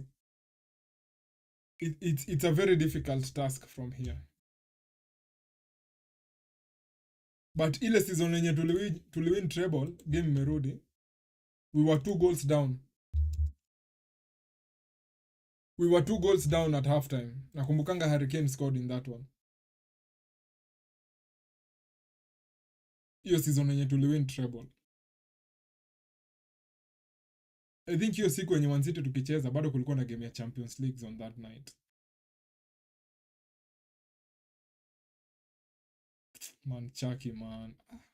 Anakaa ni kama hayuko ready ama hayuko sharp. Sijui something is off with him. Anakaa ni kama he's not feeling it.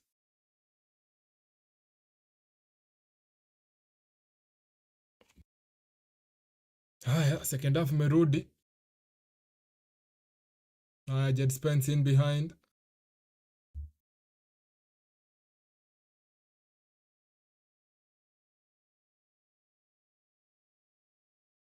Haya.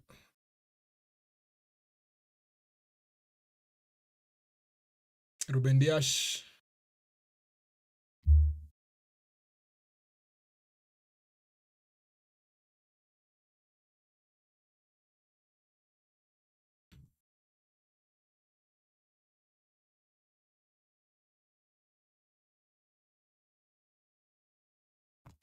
Mpira inapigwa juu. Marmush anaanguka like he's drunk.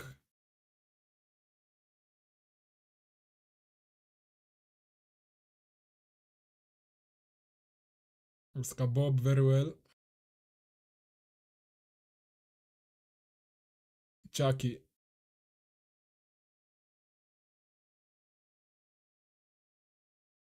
In behind. Okay, nothing. That is the first time I think to make cut back your ball. Man, we need 8-0 to stay fit. Najua watu wanadhani I'm using this as an excuse, but tangu Ake aingie, attack yetu on the left wing imeisha sana. Oscar Bob. Rico Lewis, Jabba.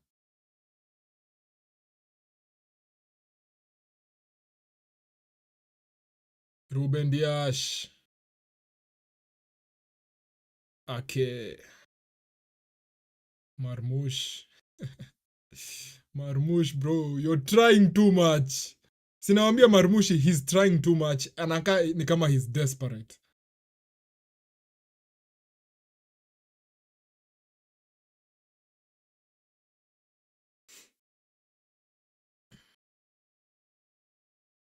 But sahi I don't think Spurs wanahitaji kufanya anything more. They already have 2 goals.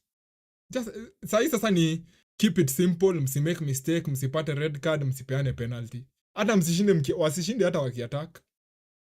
Unajua that is the lovely thing with football ni hiyo. The lovely thing with football ni hiyo sasa. Ref. If you're winning the game, you don't need to go back and try and win it again. You're already in the winning position. So the job, for me, let me explain it. When you're already 2 goals up, you don't need to do a lot other than keep it simple. Ni keep it simple too. That is the theme of the game. Mko bao mbili, keep it simple. Passes, msijieke in a bad position, mkue alert. No one is even asking you to attack a lot. Juu sasa nao wakienda kuattack sana, wanaweza ji-expose. And that goes for everyone. Kama Man City ndio wangekuwa 2 goals up, I will be saying the same thing. Au kama Man City ndio wangekuwa na hizi bao mbili, I would be saying the same thing. Keep the ball, msifanye mistake, msipate ma red card, msipeane ma penalty. Just bring the points home.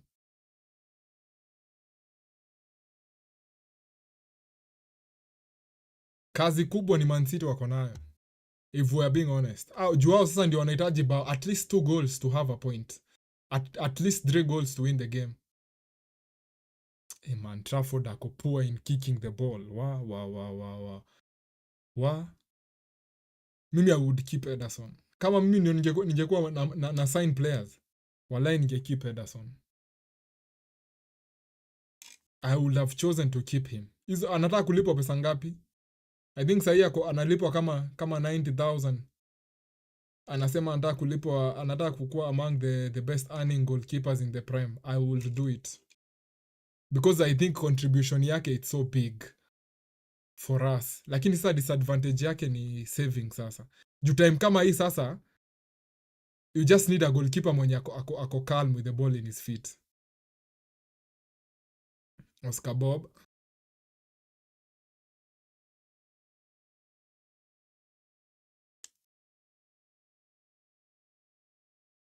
Reinders, nothing.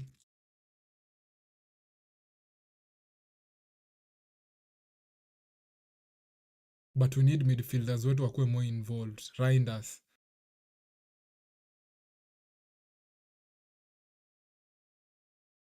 We need something hapa. You can feel that hii game mzima, it just needs something. Mtu tu mmoja tu aamue ku step up tu. Mtu mmoja tu akistep up, Haaland ana head ball ni kama he's defending. Unaweza dhani he's defending for Spurs. Nice one yake, strong.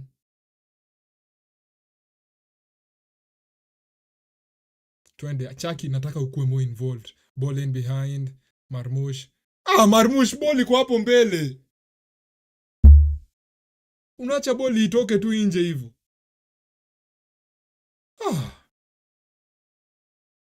Hiyo left wing yetu.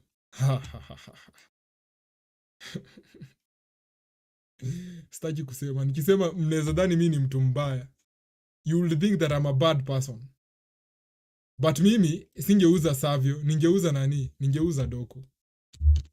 Nauza Doku. Makosa imefanyika hapo. Tulikuwa tumewin ball lakini referee peana foul hapo. Spurs walikuwa wamemake mistake hapo. Van der Ven na Vicario walikuwa jaba. Unaona sasa Tottenham hapo walikuwa wameanza kukua. Haaland ungeshoot.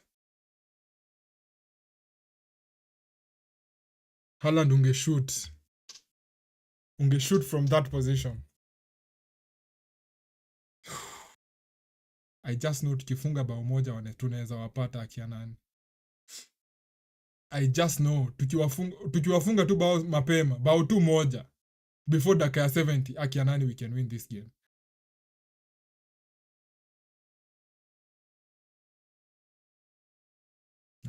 Richarlison wana collide na Ruben Diaz.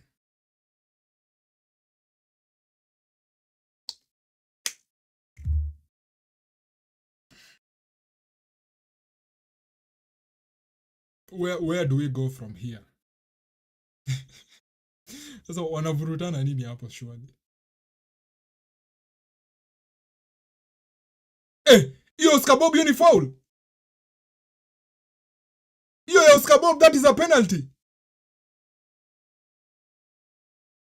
Chaki anachujwa. Marmush anachujwa. Niliwaambia this season hatuna huruma. Hatuna huruma this season. If you're not playing well, end ukae kwa bench. It is as simple as that. Na hiyo ndio itawafunza kuperform vizuri. Marmush amepata chances 2 kwa hii game. Angescore those 2 goals, hii game ingekuwa very different, but ali waste. Heri nikuwe na change lineup kila game. If you don't play well in this game, next game hauchezi. It is as simple as that. Doku last time hakucheza vizuri, leo wewe ndio umeambiwa utoke. Penalty check inafaa kukuwa penalty, but wamekataa.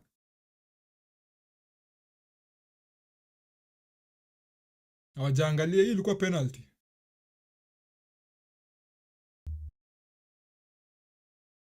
Hiyo ilikuwa penalty on Oscar Boba.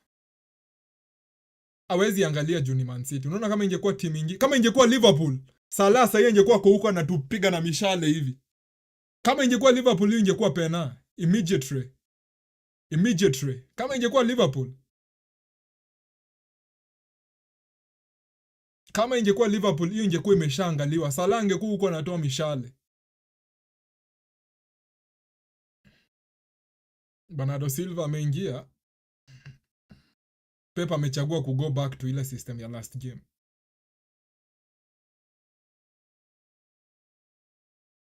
Foden pia ako kwa bench.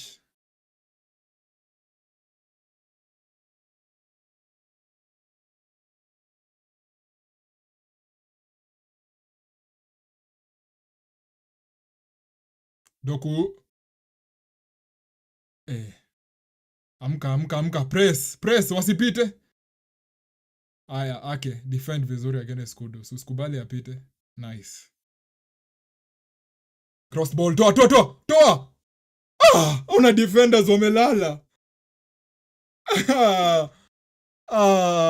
Hapo tungepatikana akia nani.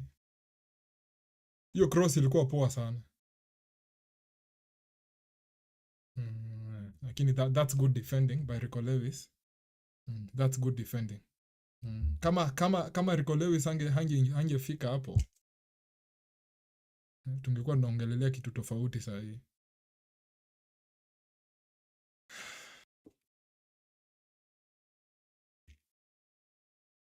Aya, 56 minutes on the clock. Bado hatujakuwa na any signs that Man City can do something. Faster. Oscar Bob, Bernardo Silva, Bernardo, Bozo. Poteza mpira Bernardo, Spurs on the counter. Spurs wako na overload na ni counter man. Hakuna mtu ana defend.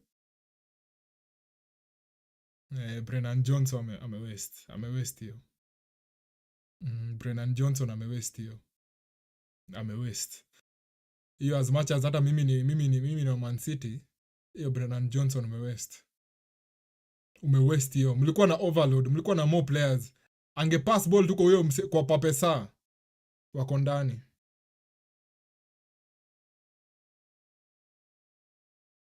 Haya. Acha tuone game itaenda aje. Although bado mimi sioni any signs.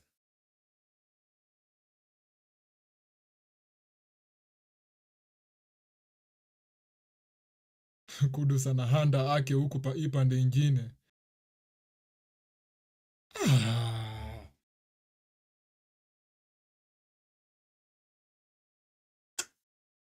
Imeboa hadi shabo. Hii game iliboa kitambo sana. Uko the moment we conceded the second goal. But I think I still say sisi bado we are to be blamed. Kama ingekuwa 1-0 saa hii bado kungekuwa na signs of life. Kungekuwa na signs of life if bado ingekuwa 1-0. Stones ako hapo na defend very good.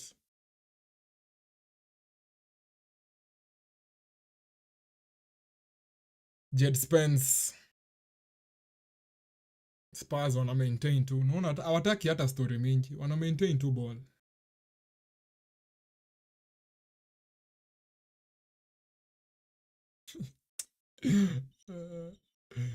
But I know hakuna mtu wako shocked. In case watushinde hakuna mtu anaweza kuwa shocked. I mean Spurs wao wanatushinda very frequently. Niliwaambia in the last 12 games tumecheza against how we've only won 4 in the last 12. John Stones hiyo ilikuwa good defending.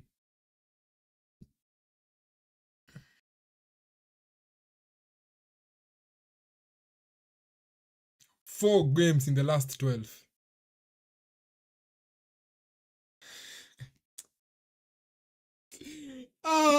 Mimi naweza uza hawa watu wote. Nishaanza hadi kukua frustrated. Hiyo game ya Wolves ni kama hiyo ndio ilikuwa kubahatisha hiyo game ya Wolves.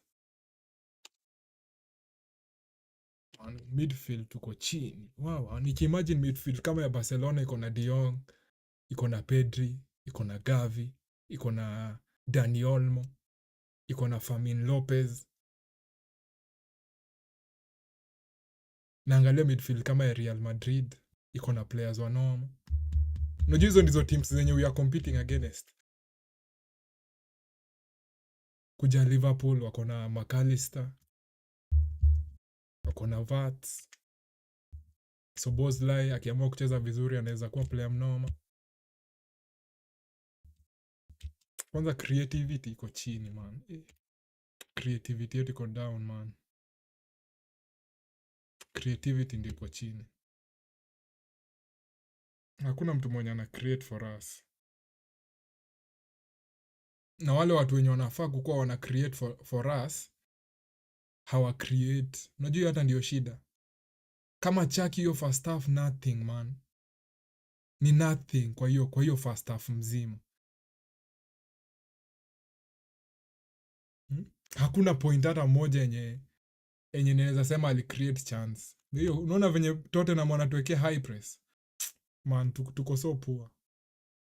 Your midfield is so down. Wako down leo man. Unaweza dhani hata ni kama hawaja train. Na mimi niko very concerned juu if we can go from playing so well against Wolves to playing so poorly today, inamaanisha bado we have not recovered from ile sickness ya last season. Inamaanisha we are still suffering from that in one way or the other. Inaweza kuwa not as frequent as last time, not as frequent as last season, but bado that sickness is there. Hatujapona kabisa. Did you mention Gavi? Oh, bro, Gavi, Omo and Famin, I would take them sahi.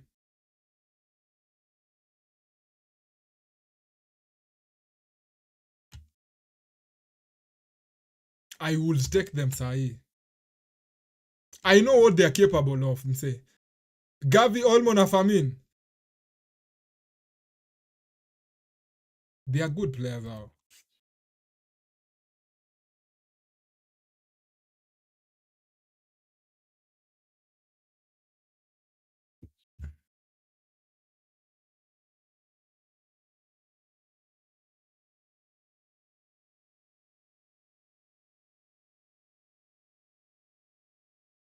Unaona stories za kwa nini I don't like Doku. Juu atachukua ball, hakuna output. Ona. Unaona what I'm saying? There's no need of having him in this team. Hakuna output enye anakuanga nayo. Unajua ukiangalia wingers wa hizi clubs zingine how serious they are. Ebu angalia wingers kama wa Madrid. In terms of output, how they output goals and assists. Angalia output ya Salah as a winger.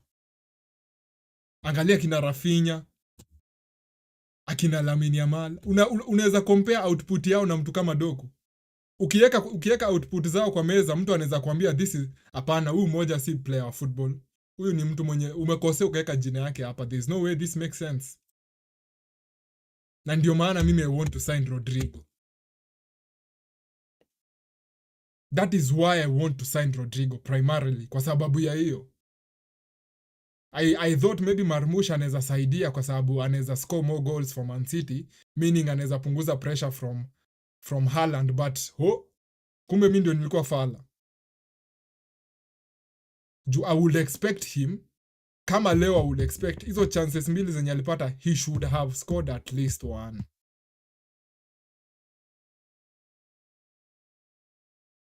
Heri to sign Rodrigo. Ni venye siwezi uza Doku. Mimi naweza uza Doku ni sign Rodrigo. Savio nimpe hii season peke yake. Asipo ni impress aende. Sasa ona Doku surely. Tangu aingie hata nothing. Haja create, haja cross ball, haja create chance.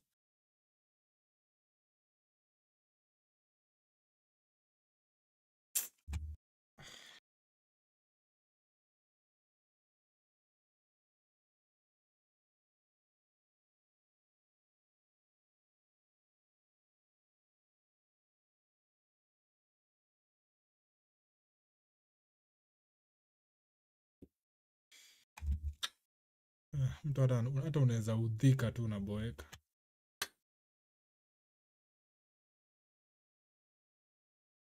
Bado Ruben Diaz na John Stones ndio wanaongoza kwa touches for Man City.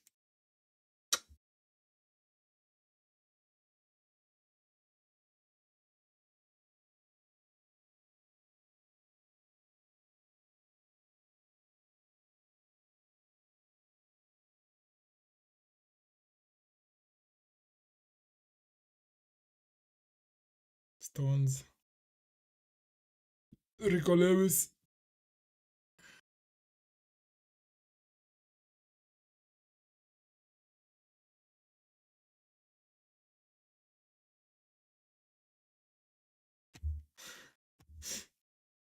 Oscar Bob pia ni doing nothing pia yake iye leo. I don't see anyone mwenye naweza sema at least huyu leo amecheza vizuri.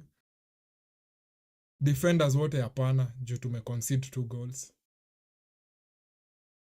Midfielders I think nimeongelelea midfielders hata saa hii I'm sure nyinyi wote mnaboeka na hiyo story. Attacking nani sasa naweza point out niseme huyu jamaa alicreate, alijaribu do something even when things were difficult. Bernardo Silva hata there's no need of having him. Nashikwa hadi na stress juu ya mpira. Hakuna difference. Tumemake sub 2 but hakuna difference kwa game.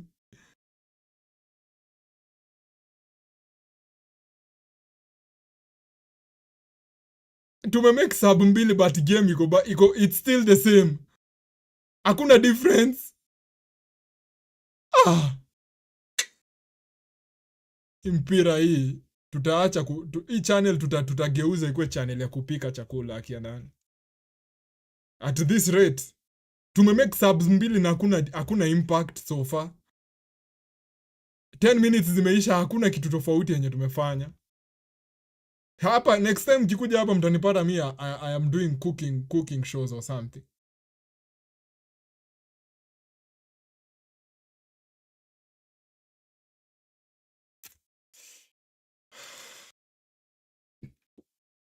Liverpool wanacheza lini against nini? Against.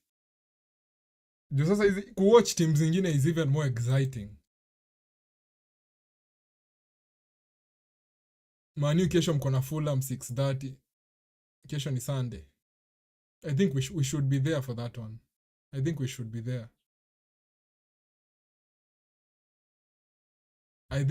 there. Kesho tutakuwa tukiwatch Man U against Fulham. And then on Monday 10 p.m. tutawatch Newcastle versus Liverpool. I am looking forward kwa hizi games za watu wengine kuliko games zetu. I just know inaweza kuwa hit or miss. Dakika 68 tumepata free kick hapa. Wana Bernardo Silva ndiye anapiga free kick. Ngoja uone penye Man City we are fan. I told you.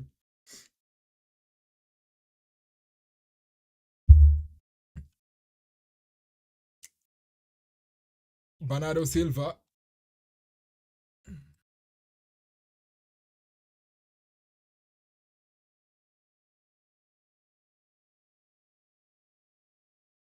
Free kick for Man City, 68 minutes in. We need something, man. We need something. We need something, Bernardo Silva.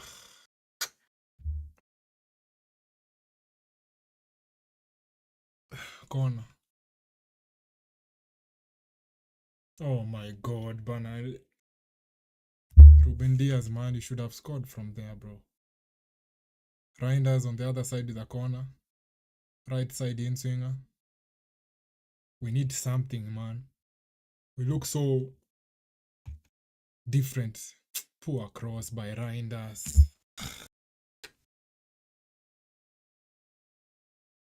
Hii football club mzima hakuna mtu anaweza piga corners.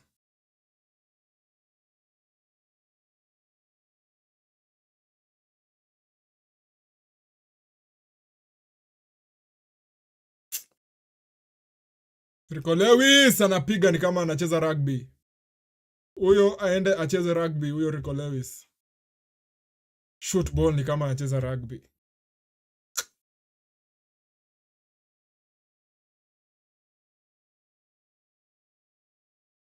Gonzalez na Richarlison wanachagua sahi sasa as the time to fight.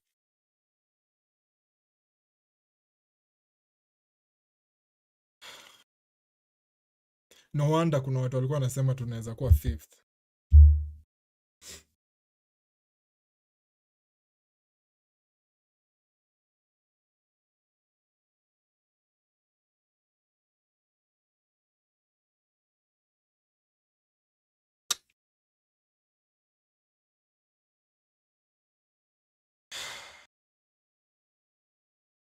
game tunacheza against nani. I hope we have a very weak opponent in the next game. I hope we have weak opponents. Brighton. Aya, tutapumua kia nani. Next game ni Brighton. Alafu Man U at Etihad. Alafu Arsenal. Akia nani the next time tunashinda game inaweza kuwa against Burnley. Hiyo ni 27 September. Almost 1 month from today. 1, 2, 3, 4, 5 weeks from today. Ndio we can say at least hawa tunaweza washinda. Juu Brighton pia si wachache. Akina anaitwa ngaji? Mitoma. Danny Welbeck.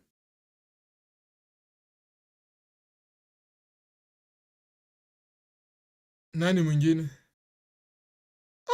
Tunaweza umia. Hebu angalieni games za Man City the next ones. Sijui kama mnaona. Next tuko against Brighton. Hiyo ni a very difficult game. Alafu Man U at Etihad. Arsenal away. Akia nani the next game tunaweza kuwa na confidence inaweza kuwa ya Burnley. We need to style up. It is as simple as that. I think venye tuliwin hiyo game against Wolves, tulikuwa a bit overzealous. We were too excited ama we got carried away sana. Leo Barcelona wanacheza leo ama kesho? I think we got a bit carried away. Barcelona wako leo 10:30. If I'll be here, tutawatch hiyo pia.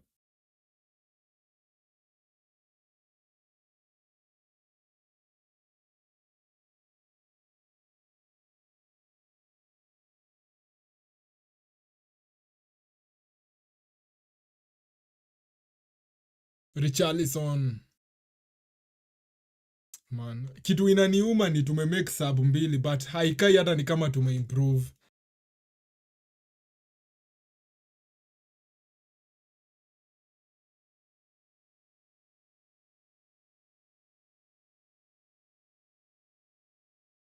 Ederson atacheza hiyo game next. Ederson will mimi ni offer him whatever contract he wants. Man City. Hiyo referee, shame on you. Shame on you referee. Shame on you referee.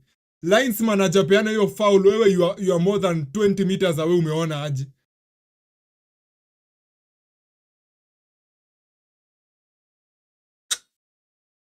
Linesman ako hapo kando ya player, yeye ndiye ako karibu to the ball.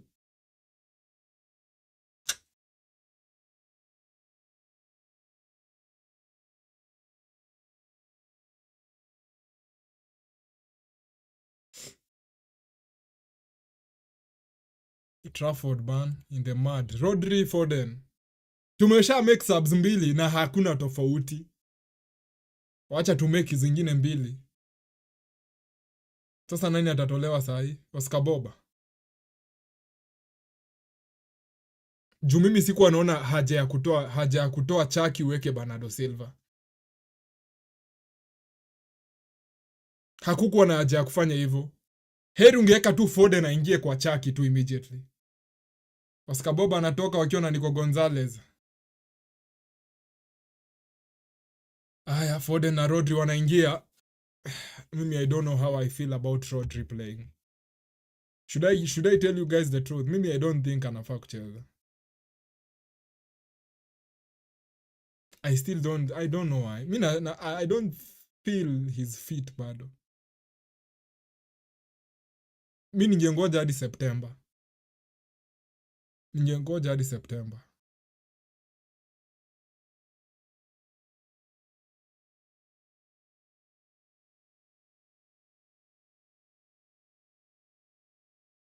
Doku tangu aingie nani ameona anything?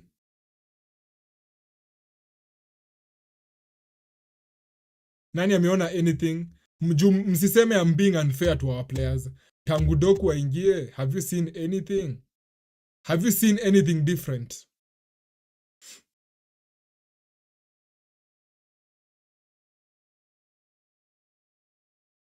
Agency.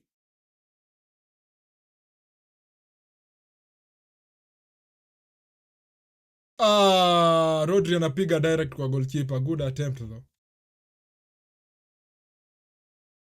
Perfect delivery. Rodri, man, you should score. You should score from that one, Rodrigo. Man, Trafford anakaa kwa nervous.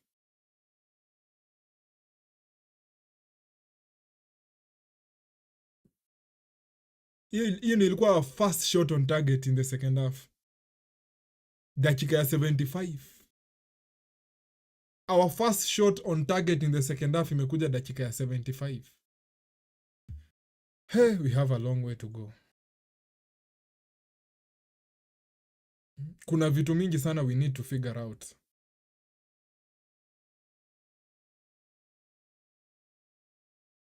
We need to figure out a lot of things.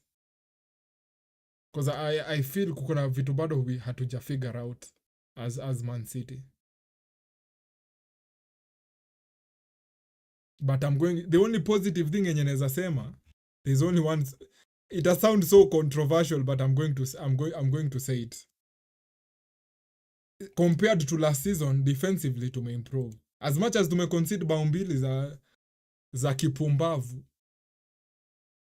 Hatuko ile position yenye tulikuwa last season yenye tunakimbizwa tu hivi. But bado we have a long way to go before tufike hata kufanya anything. Amemvuruta mkono hapo clearly ref. Rodri, the worst Ballon d'Or winner. The worst Ballon d'Or winner ni Modric. Don't be ridiculous. Modric is the worst Ballon d'Or winner in the history of the award. He's the worst. He's the worst Ballon d'Or winner. Si Rodri.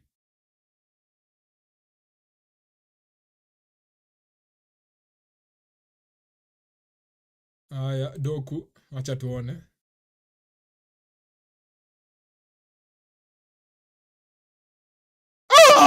Doku, man. Hii ndio mara ya kwanza yenye ame create something from there.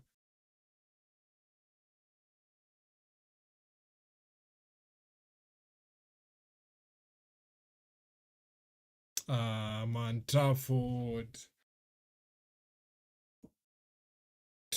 man.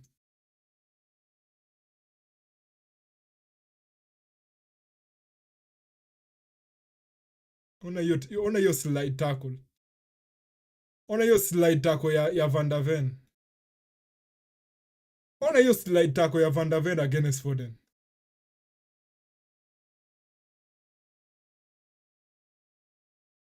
Ona hiyo slide tackle. You need to last man, but asipofanya hiyo mnaweza concede. 90% chance you are conceding from there.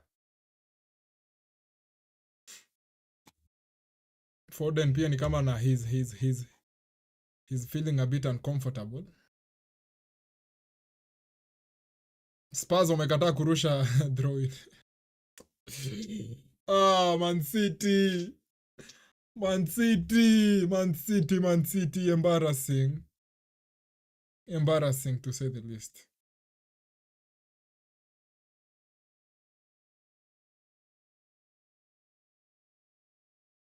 Gawa tu. Reinders.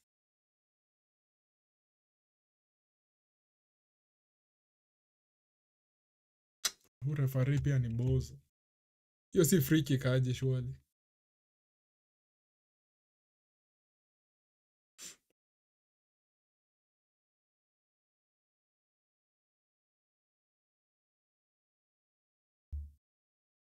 Haya, tumefika dakika 80. Tunahitaji bao 3. Although niliwaambia iliisha. Hii game iliisha dakika ya 47. From the 47th minute yenye tuliwapatia bao ya bure, game iliishia hapo. Hapo ndio game iliisha. From that exact minute, game iliisha tu.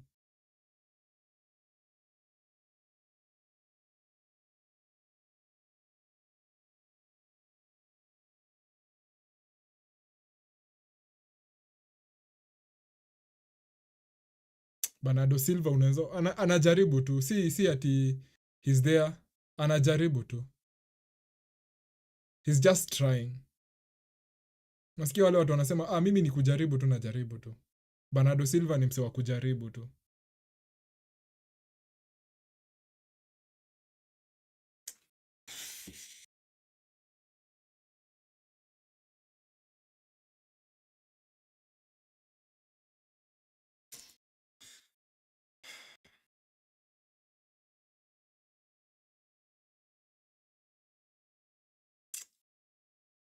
Imekuwa disappointing sana hii game.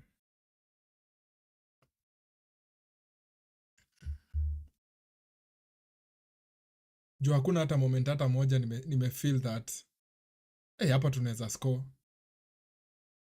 There hasn't been even 1 minute yenye tuko like ayaya, unaona venye Man City wamewekea pressure hapa, Man City wanaweza find something. Hakuja kuwa hata na minute hata moja kama hiyo. Doku again doing nothing. No shock there.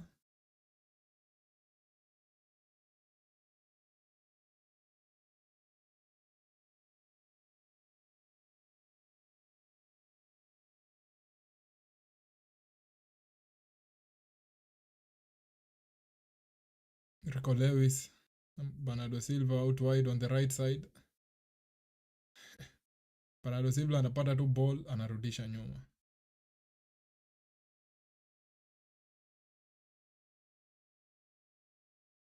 Ake. Doku. Kudus anasaidia sana hapo against Ake. Anasaidia sana hapo. Kudus anasaidia sana. I think hapo we should credit him.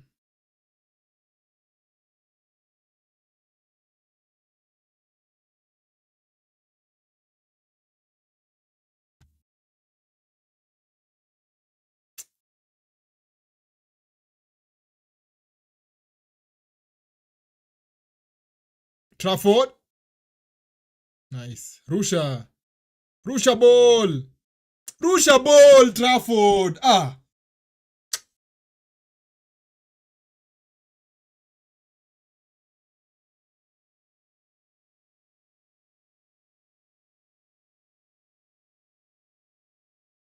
Rodri.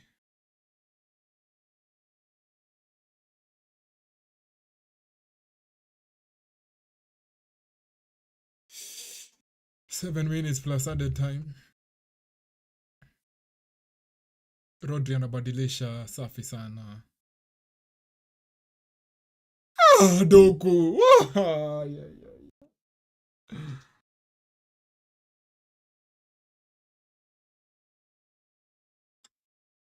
Hiyo 100 million patieni Real Madrid watupatie Rodrigo.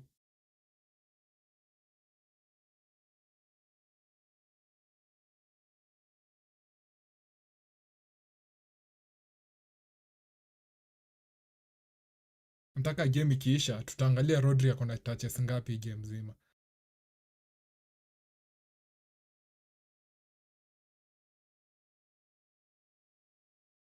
Heri Foden ana shoot hapo nje ya box. Heri yeye anaweza shoot ball hapo nje ya box. Sawa, wase wengine wote there.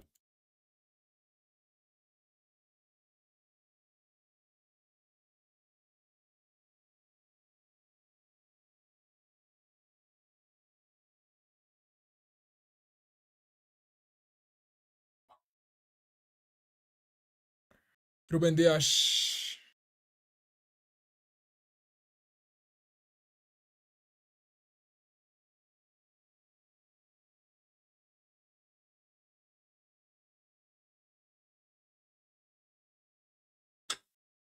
Doku man.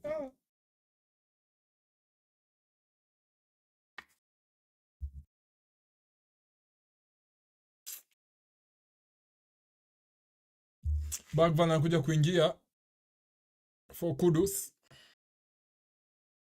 85 minutes on the clock.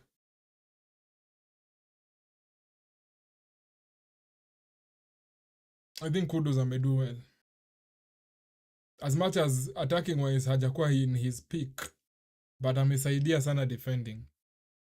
in terms of returning back and covering up with the right back. Amesaidia sana, as much as hana any goal or any assist, but I think impact yake pia ili improve venye Aït-Nouri alitoka.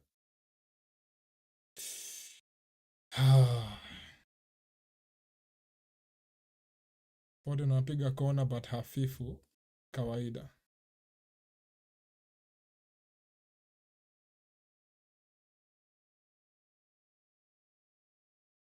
Bagval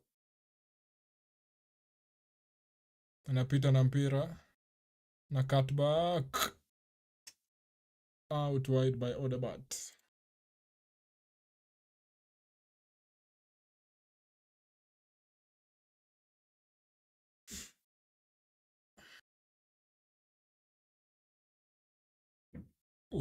Ilikuwa good chance.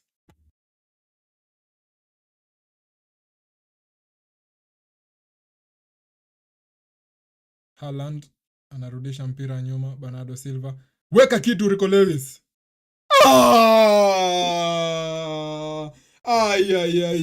Ndio maana.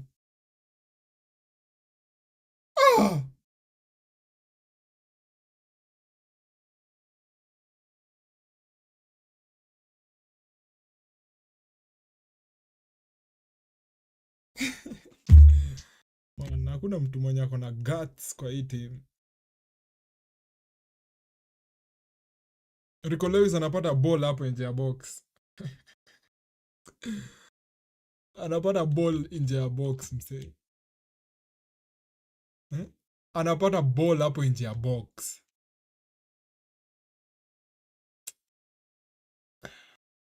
Yeye anachagua tu kupass tu ball nyuma.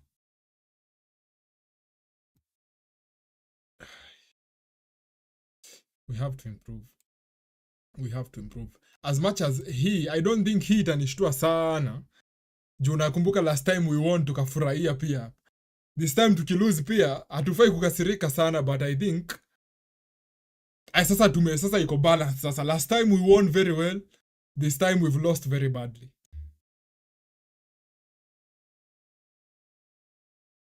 But I think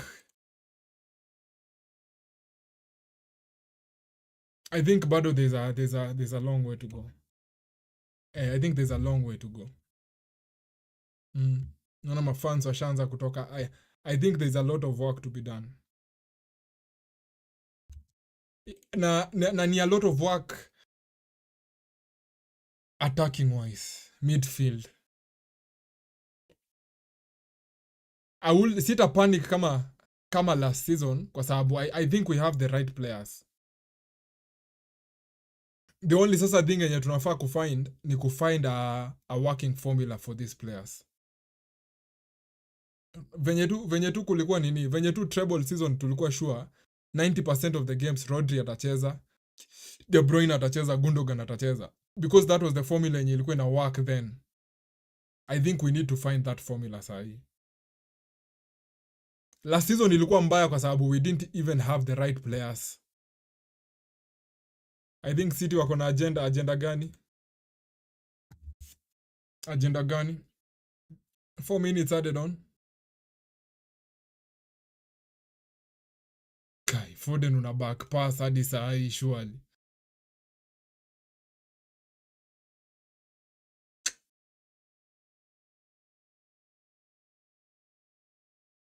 Fans wa Tottenham, imagine they are singing we are champions of Europe in our own stadium.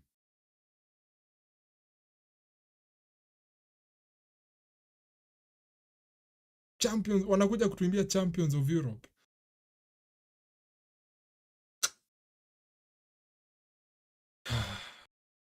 Wanaweka danso. Wamekuja kufunika sasa kila kitu. Ukiona wameweka hadi danso, inamaanisha game ni kama game imeisha tu in short. Huyo ni mtu wa kufunika sasa, wa kutoa uchafu tu.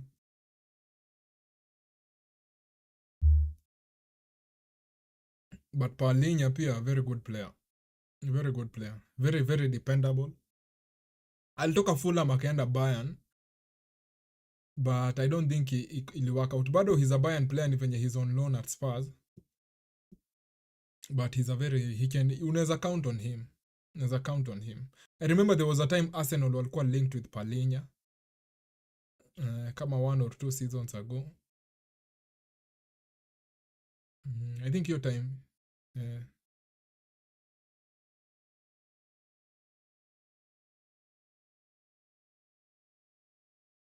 Man, Doku depressing.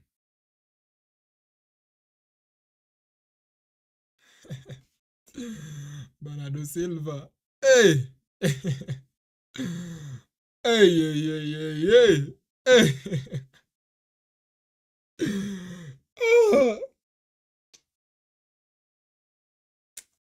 Wacha tu nicheke. Wacha tu nicheke. Juu sasa utafanya nini? Uzuri this season hatuna expectations.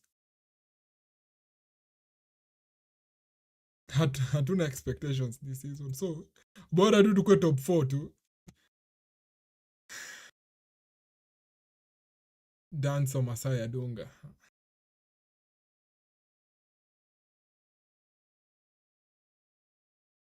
Mzee, sisi hatuna pressure.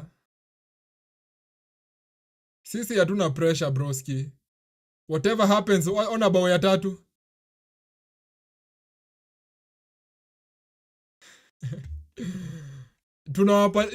Tunawapatia hadi chance wafunge.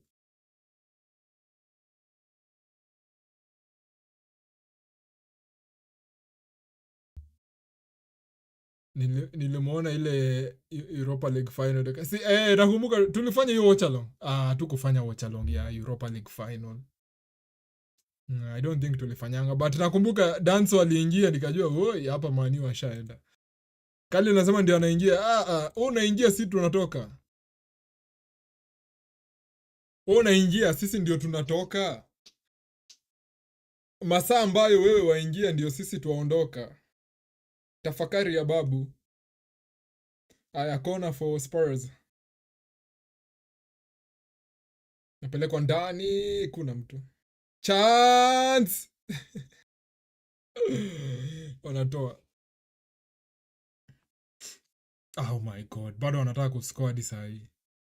Pedro Porro, good cross, lakini Man City wana defend vizuri.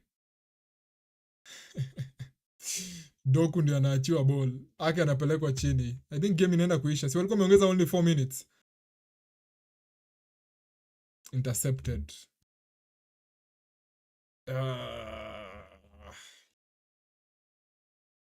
But hiyo midfield ya Spurs imekuwa good. Hiyo midfield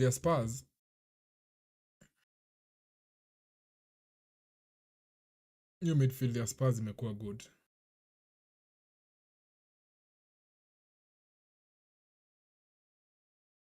Bagval anatoa, si game tu ishe. Referee just finished the game. Mbona hata tunashinda tukipiga kona? Why? Why are we taking the corner? What is the purpose of this corner? Aya, Foden. Poor. Poor corner by Foden. Ref, maliza game bana. Tunataka kumaliza game, ref. Maliza game, ref. Acha story mingi. Ama umebet goal. Ref ni kama amebet goal. Hataki game iishe. Game imeisha. I mean, are we shocked? Are we shocked by that? Like,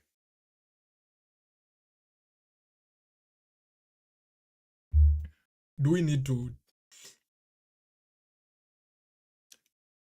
to be shocked by that? I don't think we need to be shocked. Last weekend, Man City last weekend we played so well against Wolves. So well. Very, very well defensively. Attacking wise, we were very fluid. Leo, on a different day, against a different team, against a bigger team than Wolves, hakuna hata kitu yenye tumefanya. Very underwhelming. I think that is the right word, underwhelming. Hiyo ndio inaweza tumika kudescribe Man City today. I still feel the second goal was avoidable, by my opinion. It could have 47, they are taking a risky goal kick. There's no need for that. Go into halftime 1 goal down, maybe you have a decent chance at in the second half, but very underwhelming Man City.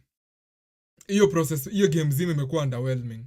The only chances zenye tumepata imekuwa gani? Ile yenye Marmush alipata a chance from Haaland, but again he didn't. Marmush anakaa he's too desperate or something.